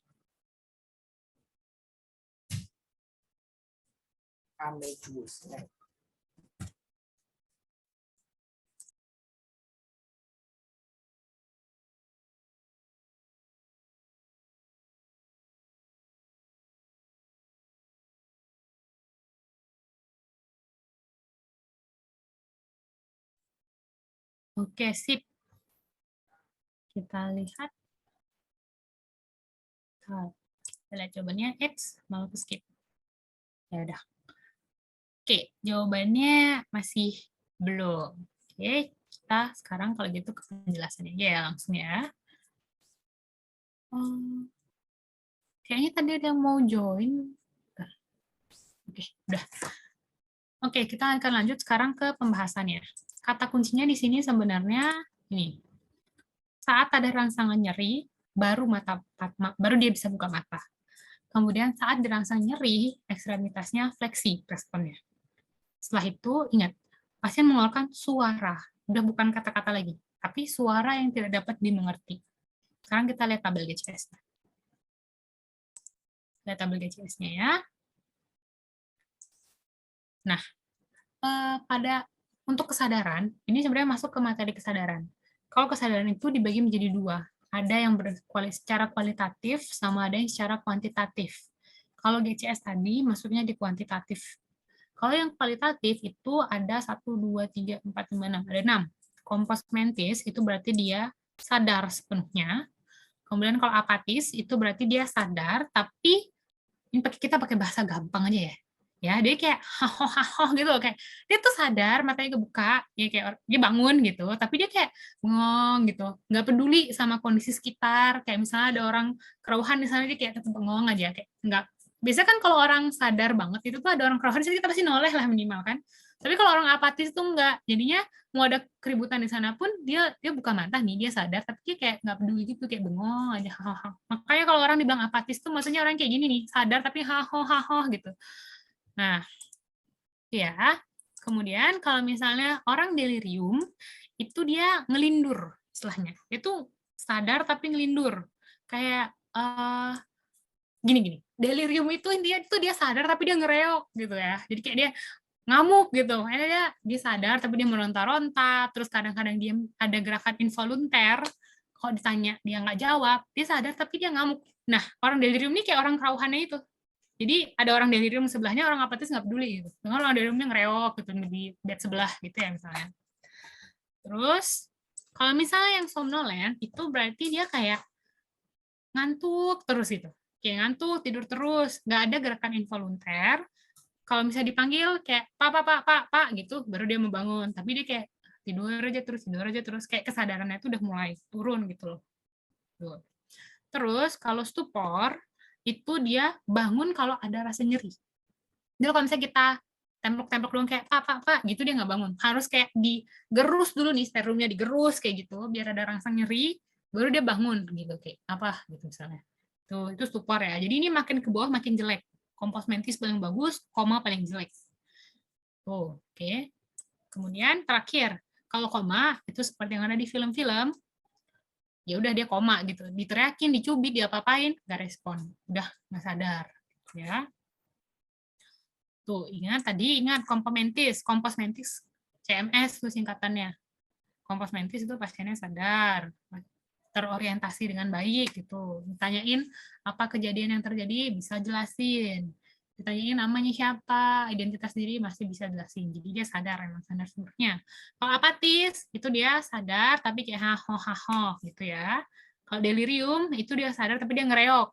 Ya, delirium itu yang ngereok lah ngamuk gitu intinya. Kalau somnolen ngantuk terus tidur. Pak, baru bangun bentar tidur lagi gitu. Sadarnya udah mulai turun. Kalau stupor harus dirangsang nyeri dulu baru dia mau bangun. Kalau koma dia udah digerus sternumnya, udah diapa-apain juga tetap nggak mau bangun. Ya. Lanjut sekarang kita ke yang kuantitatif.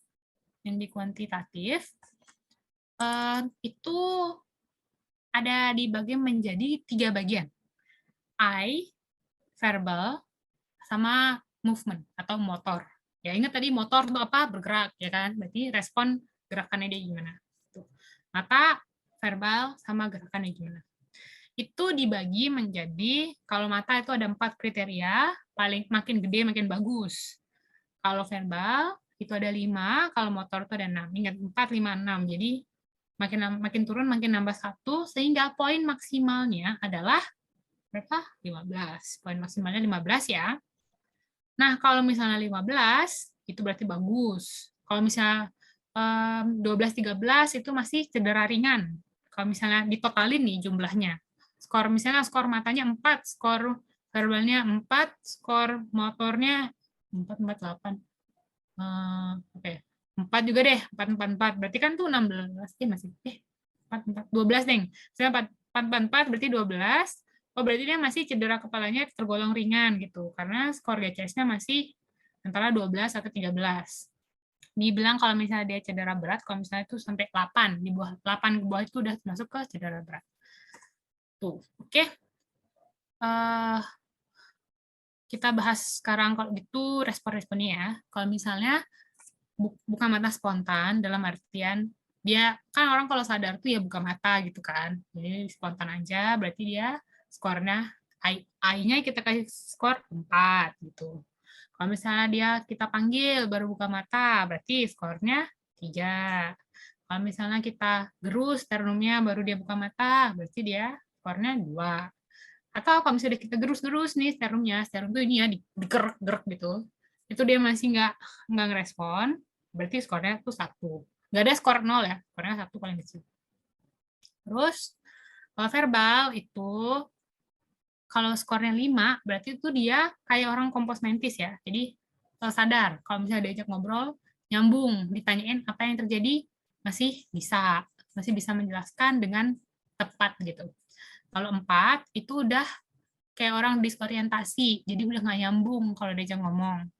Kayak dia bingung gitu loh sama dirinya sendiri, sama apa yang jadi itu dia nggak bisa menjelaskan dengan runut dan tepat gitulah. Terus kalau misalnya yang 3 itu udah inappropriate words. Kalau yang kedua tuh udah inappropriate, incomprehensible sounds. Ingat, ini yang tadi, kenapa tadi jawabannya itu adalah skor verbal itu 2. Karena dia itu udah bukan kata-kata lagi, tapi udah suara. Ya, responnya itu adalah suara yang tidak bisa dimengerti, udah bukan kata-kata lagi. Jadi skor itu 2 ya nanti verbalnya. Nah, sehingga kalau yang tadi itu kan dia responnya terhadap nyeri tuh, baru dia bisa buka mata. Berarti skor I-nya 2, karena dia responnya to pain, respon terhadap nyeri.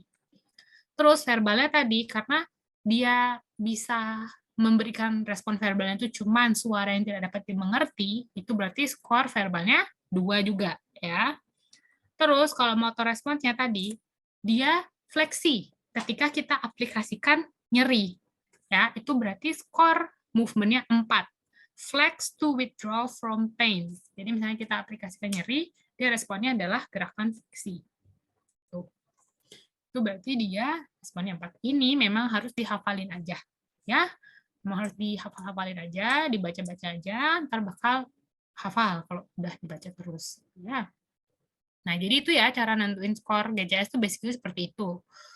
Kita harus tahu dulu masing-masing komponen itu, apa aja arti dari skor-skornya, baru diurutkan dari I verbal movement. Itu kita mendapatkan skor GCS tadi jawabannya adalah 223. Ya. Sorry. Oh, sorry, tadi 223 aku bilang. Ini aku tadi jelasin yang 4, bukan. Ini 3 itu abnormal flexion ya. Jadi bakal dijelaskan di pada kasus kalau misalnya pasiennya itu fleksi, eksaminasinya itu fleksi gitu. Kalau misalnya yang 4 tadi, flex to withdraw from pain, itu adalah kalau misalnya skenario soalnya tulisannya gini. Ketika kita misalnya kukunya misalnya kita pencet gitu, misalnya kita pencet nih, tangan kiri kita pencet, dia respon dengan narik tangannya. Itu kan respon salah satu refleks kalau misalnya kita diaplikasikan nyeri, kita bakal narik. Itu satu respon ya, salah satu respon refleks nyeri gitu. Nah, itu baru skornya dia 4. Bakal dijelaskan ketika misalnya pasien diaplikasikan tekanan pada ibu jari kanannya, pasien menarik tangannya.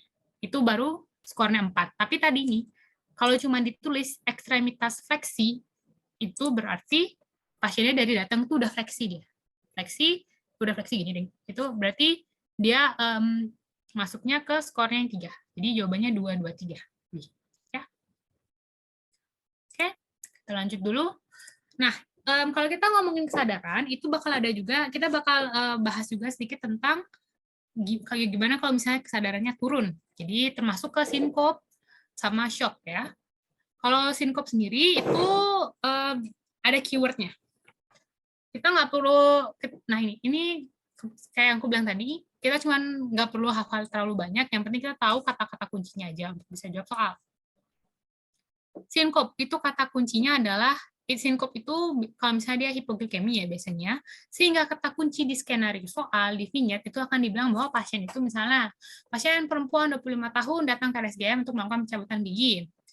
Berdasarkan anamnesa, pasien menyatakan belum sarapan dan terakhir makan itu adalah kemarin sore. Gitu. Kemudian ketika akan dilakukan administrasi anestesi, misalnya tiba-tiba pasien merasa mengantuk, lemas, dan lain-lain. Nah, itu tuh kata kuncinya adalah pokoknya pasiennya itu nggak sarapan. Kalau misalnya pasien nggak sarapan atau belum makan, atau ada tanda-tanda dia hipoglikemi, itu berarti ditanya apa yang terjadi pada pasien ini, jawabannya adalah sinkop. Ya, jadi kalau di kom akan ada keyword nggak sarapan. Gitu. Kemudian ada juga vasovagal sinkop. Kata kuncinya adalah ketakutan. Jadi pasiennya itu takut atau gelisah. Kemudian pasiennya itu akan takikardi terlebih dahulu, baru dia pingsan. Nah, jadi takikardinya itu sendiri terjadi karena dia tuh takut gitu loh.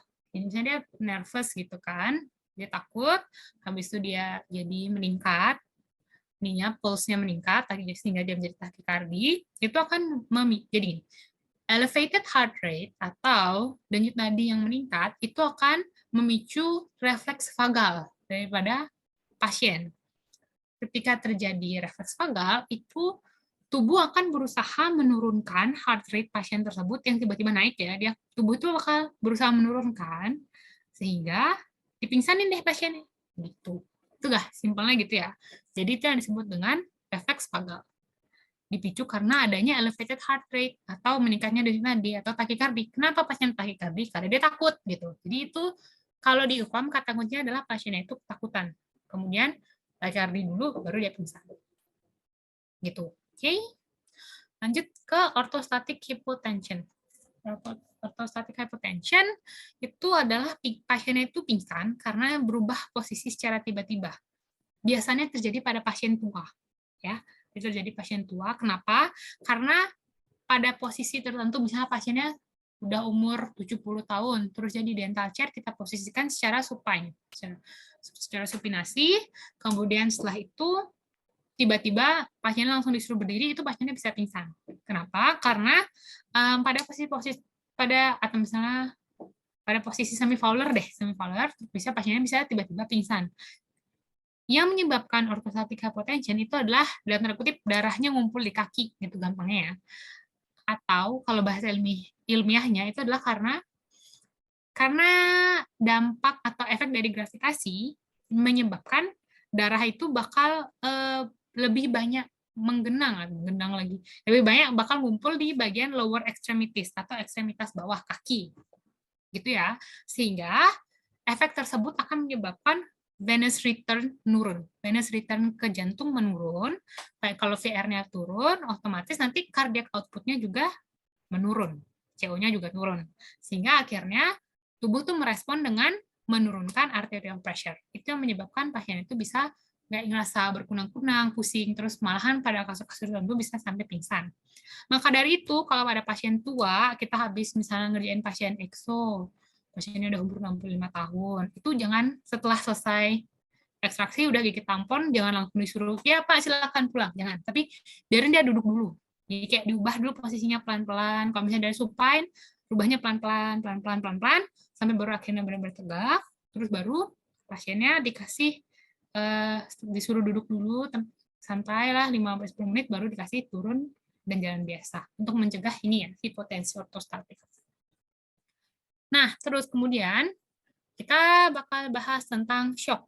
Kalau di shock ini dia udah dia tanda-tandanya itu apa? Tanda-tandanya itu adalah satu penurunan kesadaran. Biasanya pasiennya tuh kalau di soal bakal dibilang pasiennya mengantuk gitu.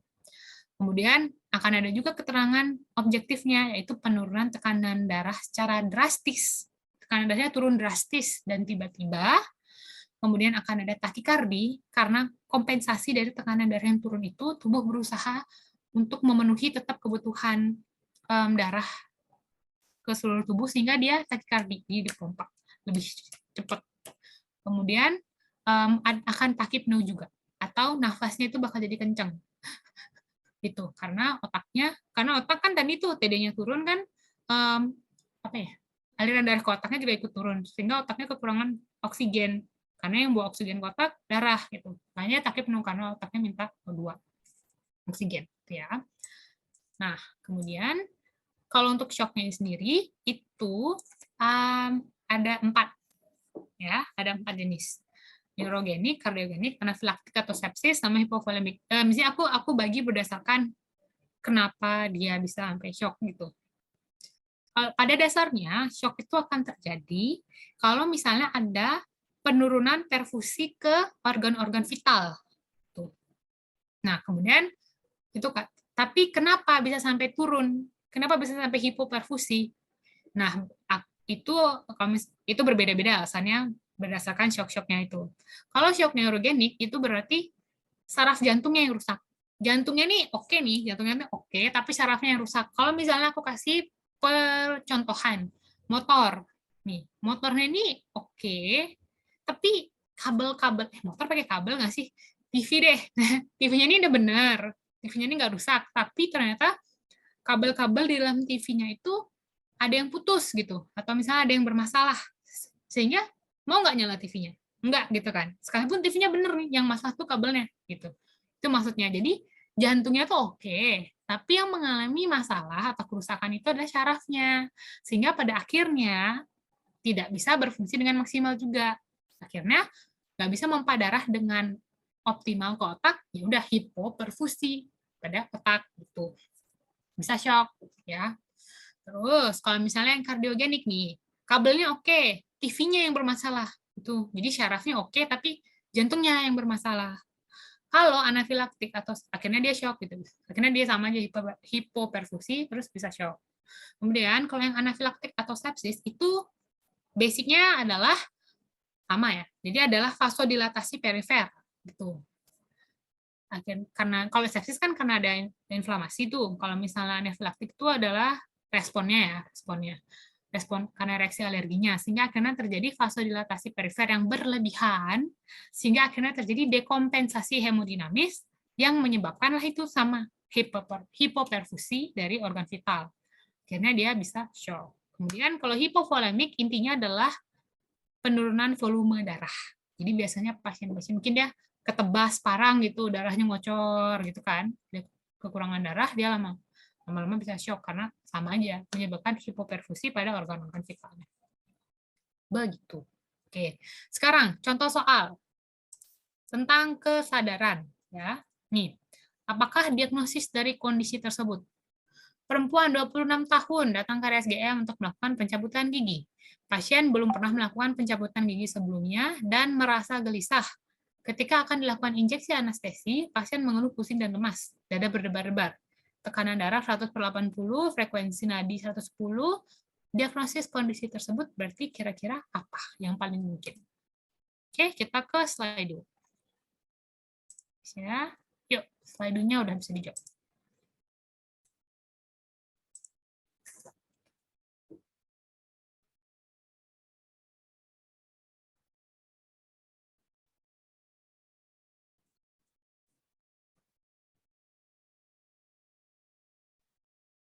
Lima, 4, 3, 2, 1.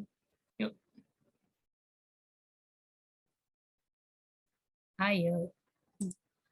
Wah, 50-50 nih. Nah, tapi jawabannya yang benar adalah vasovagal syncope. Oke. Kenapa vasovagal syncope? Oke, ini. Kata kuncinya di sini ya. Pertama, pasien merasa gelisah. Berarti ya gelisah sama dengan takut, sama dengan nervous. Sama-sama aja lah ya. Ini ya pasiennya tuh ada ngerasa gelisah, nggak nyaman. Karena baru pertama kali nih dia mau cabut gigi, jadi dia gelisah takut gitu. Nah, kemudian akan dilakukan injeksi anestesi. Berarti injeksi anestesinya belum masuk, belum dilakukan. Berarti bukan anafilaktik ya. Karena kan biasa salah satu pemicu paling sering anafilaktik shock di kedokteran gigi kan kalau misalnya udah injeksi nih, injeksi anestesi tadi alergi. Tapi ini injeksinya belum dilakukan. Berarti pasti bukan anafilaktik ya. Bukan reaksi anafilaktik, bukan shock anafilaktik. Dua-duanya bukan. Karena ingat, injeksinya belum masuk nih. Pasiennya belum masuk obat, tapi dia udah grogi sendiri gitu, dia udah grogi sendiri, mengeluh pusing dan lemas, terus dada berdebar-debar. Dada berdebar-debar itu salah satu manifestasi dari pasien yang takikardi. Didukung juga dengan penjelasan nih, frekuensi nadinya 110 kali per menit, itu udah tinggi ya, udah di atas normal. Tetapi tekanan darahnya ini masih normal, 100/80. Belum mengalami penurunan drastis tiba-tiba, belum. Jadi dia belum masuk ke shock, dia masih sinkop. Sehingga di sini jawabannya yang paling tepat berdasarkan keyword dan pemeriksaan yang sudah dipaparkan di soal itu adalah sinkop vasovagal atau vasovagal sinkop. Ya, kalau misalnya tapi anafilaktik itu lumayan sering keluar juga. Biasanya di soal kalau anafilaktik itu adalah kalau misalnya pasien itu setelah diadministrasikan obat anestesi, tiba-tiba pasien merasa mengantuk dan lemas. terus berkeringat misalnya. Habis itu tekanan darahnya akan turunnya itu drastis, 60/40. Bisa. Frekuensinya naik kan karena berusaha kompensasi terhadap tekanan darah yang turun. Tapi itu biasanya kalau pasien itu udah shock, dia TD-nya tuh bakal rendah banget, turunnya drastis banget. Kalau 100 sama 180 ini masih normal ya, masih normal. Sehingga dia lebih masuk ke sinkop. Dan karena dia diawali rasa gelisah, keyword ini ingat UKOM, keyword berarti jawabannya adalah vasovagal sinkop. Oke? Yuk, lanjut. Soal nomor 9. Yuk, lagi dikit. Cuman 10 soal kok. Ini udah terakhir. Soal dulu, diagnosis kondisi tersebut. Ditanyakan apa diagnosis kondisi tersebut. Perempuan 45 tahun datang ke RSGM dengan keluhan adanya benjolan yang sakit pada rahang atas kanan. Benjolan tersebut ada di interdental 1314, ukuran kurang lebih setengah senti, warna merah, mudah berdarah, permukaan tidak rata, konsistensinya padat kenyal, timbul sejak 1 bulan yang lalu, dan tubuhnya lama.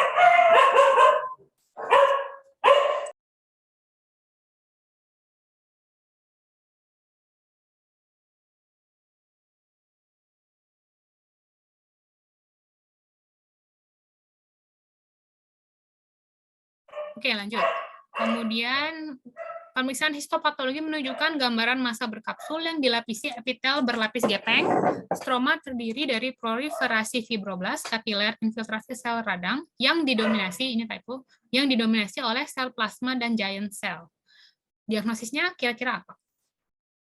Kita ke slide.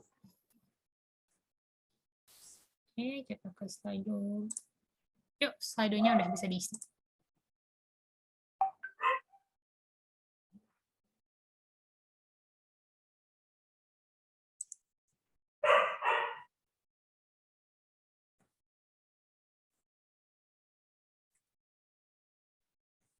Lima, 4, 3, 2, 1. Oke, kita cek jawabannya. Jawabannya yang benar adalah gigantoseluler. Oke, 25% sudah benar. Ya. Kenapa jawabannya gigantoseluler? Apa kata kuncinya di sini? Kata kuncinya adalah 1, histopatologi, 2, giant cell. Ingat, sel, seluler, giant, giganto. Jadi, kalau ada, ini kata kunci sih, kalau udah ada kata giant cell gitu, dan dia ini epulis ya, pasti dah. Sudah pasti jawabannya adalah epulis gigantoseluler, itu pasti. Terus kedua, kenapa histopatologi juga aku bilang keywords? Karena biasanya kalau epulis yang lain, epulis A sampai D yang digambar ini, enggak deh, myomatosa ini enggak. Kalau epulis yang lain itu biasanya enggak sampai diberikan keterangan histopatologi karena bisa diidentifikasi dengan kata kunci klinis doang. Gitu. Apa saja kata kuncinya dari epulis? Yuk kita bahas. Nih. Epulis ya, epulis ini lumayan sering keluar. Malah aku bisa bilang bukan salah satu yang paling sering itu adalah materi tentang epulis keluar. Tapi ini gampang ya. Satu, epulis itu ada beberapa jenis. Yang kita bahas ini adalah yang ini. Satu, fibromatosa. Tandanya apa? Bertangkai dan tidak mudah berdarah. Nanti di soal akan ada ditulis ciri-cirinya. Misalnya bakal ada massa bertangkai. Tidak mudah berdarah. Oh, udah pasti epulis fibromatosa. Kalau yang granulomatosa, yang sering itu fibromatosa, granulomatosa, sama gravidarum sudah yang paling sering keluar. Sisanya itu kadang-kadang doang. Ya. Kalau yang granulomatosa, itu dia bedanya sama fibromatosa, dia tidak bertangkai. Tetapi dia mudah berdarah. Ini kayak kebalikannya dari fibromatosa gitu ya. Itu yang granulomatosa. Kemudian ada juga pyogenik granuloma, ini adalah setengah-setengah, half-half dari fibromatosa sama granulomatosa. Jadi dia bertangkai, dan dia mudah berdarah. Dia ngambil tangkainya fibromatosa, tapi dia ngambil mudah berdarahnya granulomatosa. Ya, ini kayak peranakannya fibromatosa sama granulomatosa. Itu yang pyogenik granuloma. Terus gravidarum. Sesuai namanya, kata kuncinya adalah terjadi pada ibu hamil. Mau karakteristiknya kayak gimana kayak bodo amat. Tapi kalau dia udah hamil, nih pasiennya udah hamil, terus dia pilihannya epulis, pasti epulis gravidarum. UKOM, ingat, UKOM. Kita main keyword ya. Jangan di klinis. Kemudian, kalau yang fissuratum, itu kata kuncinya adalah pada pasien yang menggunakan gigi tiruan dan terjadi di mucobuccal fold. Munculnya dia ada di mucobuccal fold. Sedangkan kalau yang gigantoseluler, seperti yang tadi dibilang ya, Secara histopatologis akan ada giant cell di gambaran histopatologisnya. Itu untuk epulis. Oke, sekarang kita coba latihan. Biar ingat, karena ini sering keluar. Ketik di chat ya, ketik di chat. Kalau misalnya dia itu bertangkai, mudah berdarah, apa? Bertangkai, mudah berdarah. Ayo, apa? Ingat nggak?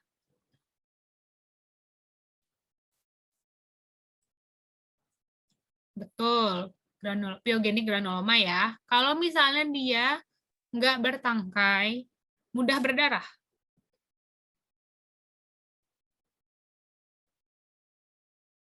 Tuh, granulomatosa. Kalau misalnya pada ibu hamil,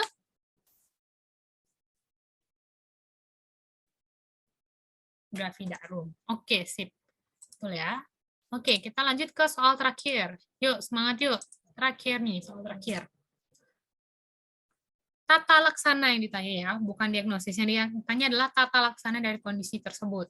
Perempuan 25 tahun sedang hamil 12 minggu. Berarti pasti apa? Pasti gravidarum. Oke.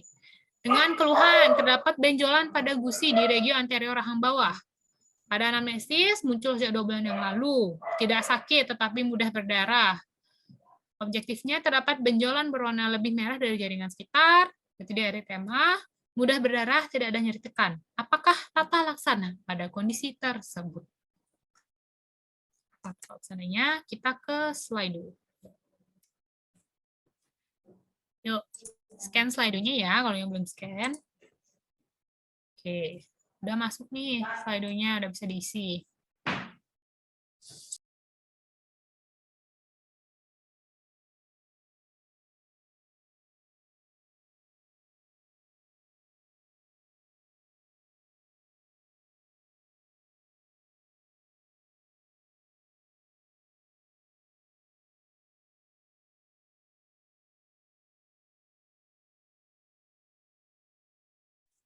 Oke, jawabannya apa nih? Jawabannya adalah benar. Jawabannya C ya, observasi dan instruksi OHIS. Jadi 80% sudah menjawab dengan benar.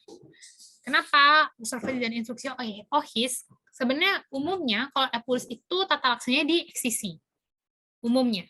Tetapi khusus untuk gravidarum itu cukup di observasi dan instruksi OHIS. Karena dia akan sembuh secara spontan. Dia akan sembuh secara spontan. Ingat nih, Kak. Jadi kita harus tahu dulu diagnosisnya yang tepat apa ya. Baru kita bisa tahu tata laksana yang pas apa. Karena di sini kita udah tahu dia ibu hamil dan dia epulis, berarti dia epulis gravidarum. Berarti dia akan sembuh secara spontan postpartum. Kalau dia udah melahirkan, nanti epulisnya akan hilang sendiri. Jadi epulisnya itu sendiri timbul karena ada hormonal imbalance pada ibu-ibu hamil itu kan akan ada fluktuasi hormon tuh. Itu akan memicu terjadinya munculnya si epulis ini. Sehingga nggak perlu diberikan tata laksana apapun. Diobservasi sama instruksi OHIS aja udah cukup, karena nanti akan hilang secara spontan setelah dia melahirkan, dan hormonnya kembali normal. Oke. Oke, sekarang ini kita udah di slide terakhir. Buat teman-teman, semangat buat belajarnya. Sebenarnya kalau misalnya bisa belajar dari jauh-jauh hari itu akan jauh lebih baik. Ini adalah sedikit stretching. Kalau misalnya udah belajar sekian jam, gitu jangan lupa stretching-stretching biar nggak sakit leher, sakit pundak, dan lain-lain ya. Sekian aja mungkin sharing dari aku untuk hari ini. Terima kasih untuk waktunya. Aku kembalikan ke moderator. Oke, terima kasih banyak dokter. Wah, pemaparan materi yang sangat luar biasa dari dokter dan juga sangat menarik, sangat lengkap. Sudah dijelaskan oleh dokter tadi, mulai dari anatomi maksilofacial, kemudian pemilihan antibiotik yang tepat, kemudian beberapa jenis penyakit atau kasus-kasus yang sering muncul sebagai soal. Dan juga tadi ada tips-tips untuk menjawab soal. Untuk selanjutnya kita lanjutkan ke sesi tanya jawab. Mungkin kita berikan kesempatan 1 hingga 2 pertanyaan dari teman-teman. Bisa langsung ketik di kolom chat, atau kalau ingin bertanya secara langsung bisa raise hand. Silakan teman-teman.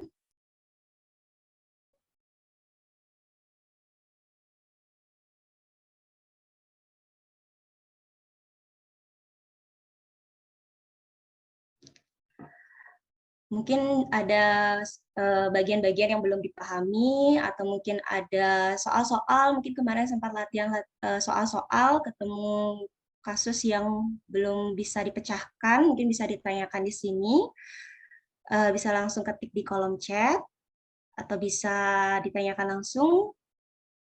Silakan teman-teman.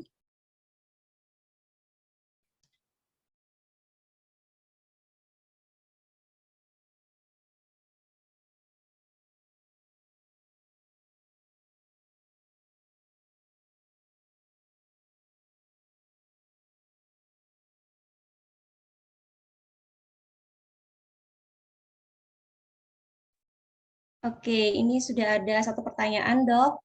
Saya bacakan ya, Dok, ya.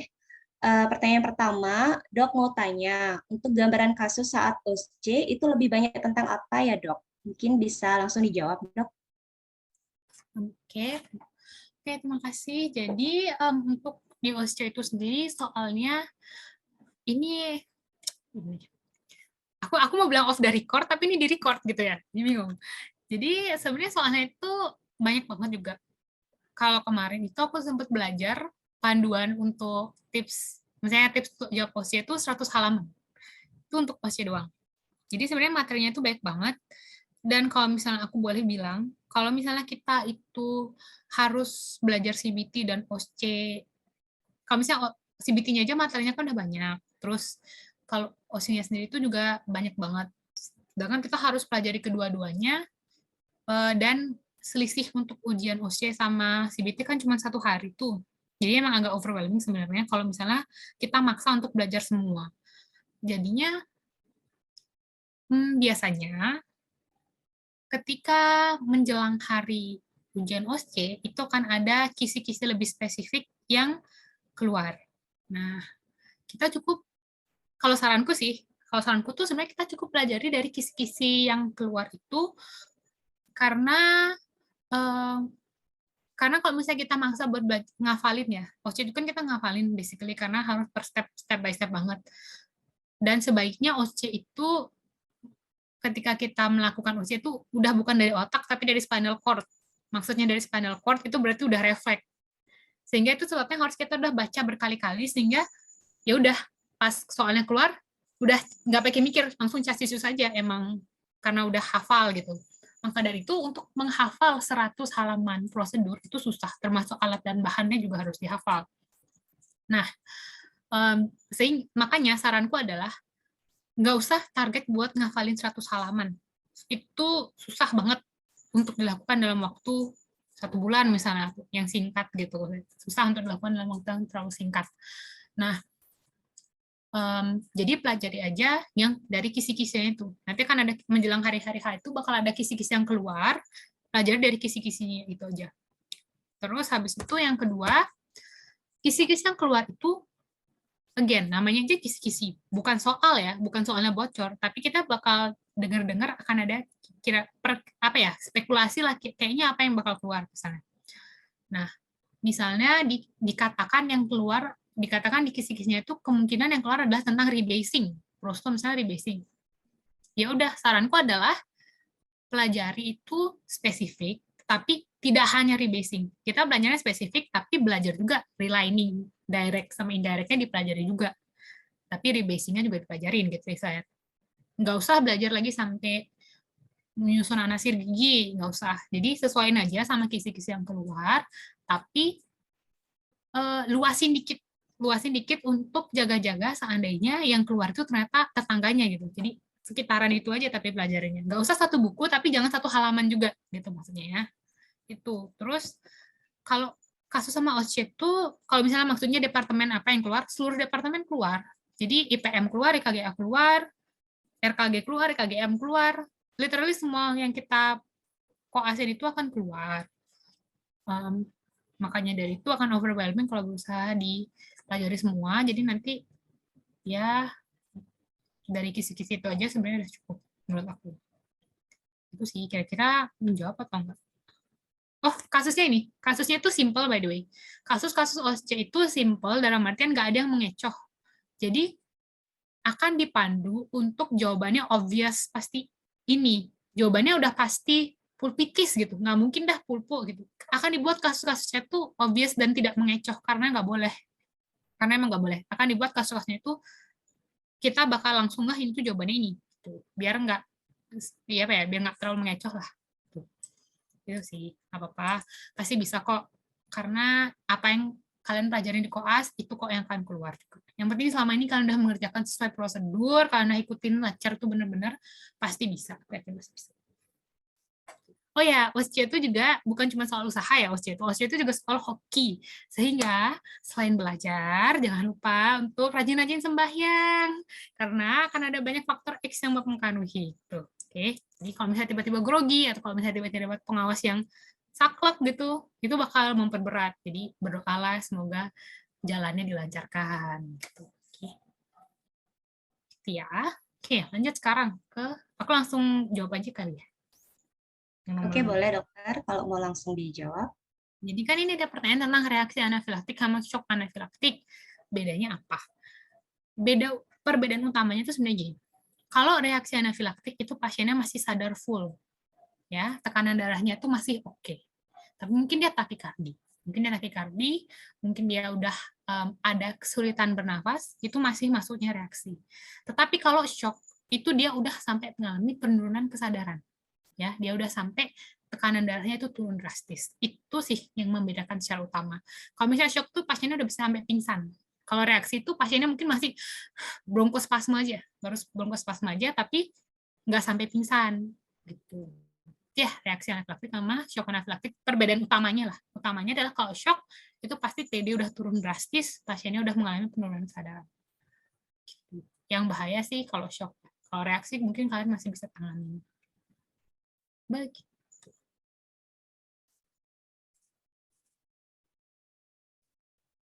Oke, terima kasih dok jawabannya. Untuk teman-teman yang lain, karena berhubung sudah waktu juga ya, jadi untuk acara malam hari ini kita cukupkan dulu. Sebelumnya saya mau ucapkan terima kasih lagi kepada dokter karena sudah sharing ilmu yang sangat banyak sekali ilmu yang sudah kita pelajari hari ini yang juga bermanfaat tentunya untuk persiapan UKOM dan juga OSCE untuk teman-teman. Dan juga terima kasih untuk teman-teman yang lain yang sudah berpartisipasi dalam acara free class hari ini. Oh ya, sebelum kita akhiri, kita akan ada sesi foto bersama. Untuk teman-teman yang lain mungkin bisa on cam sebentar dulu. Coba dilihat dulu wajah-wajah cantik dan gantengnya. Untuk panitia yang bertugas, bisa silakan diambil screenshot-nya.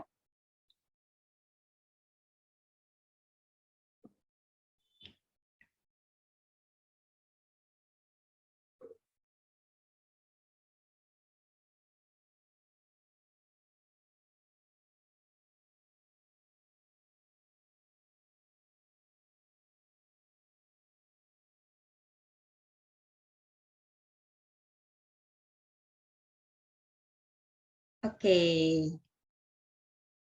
Sudah ya? Baik.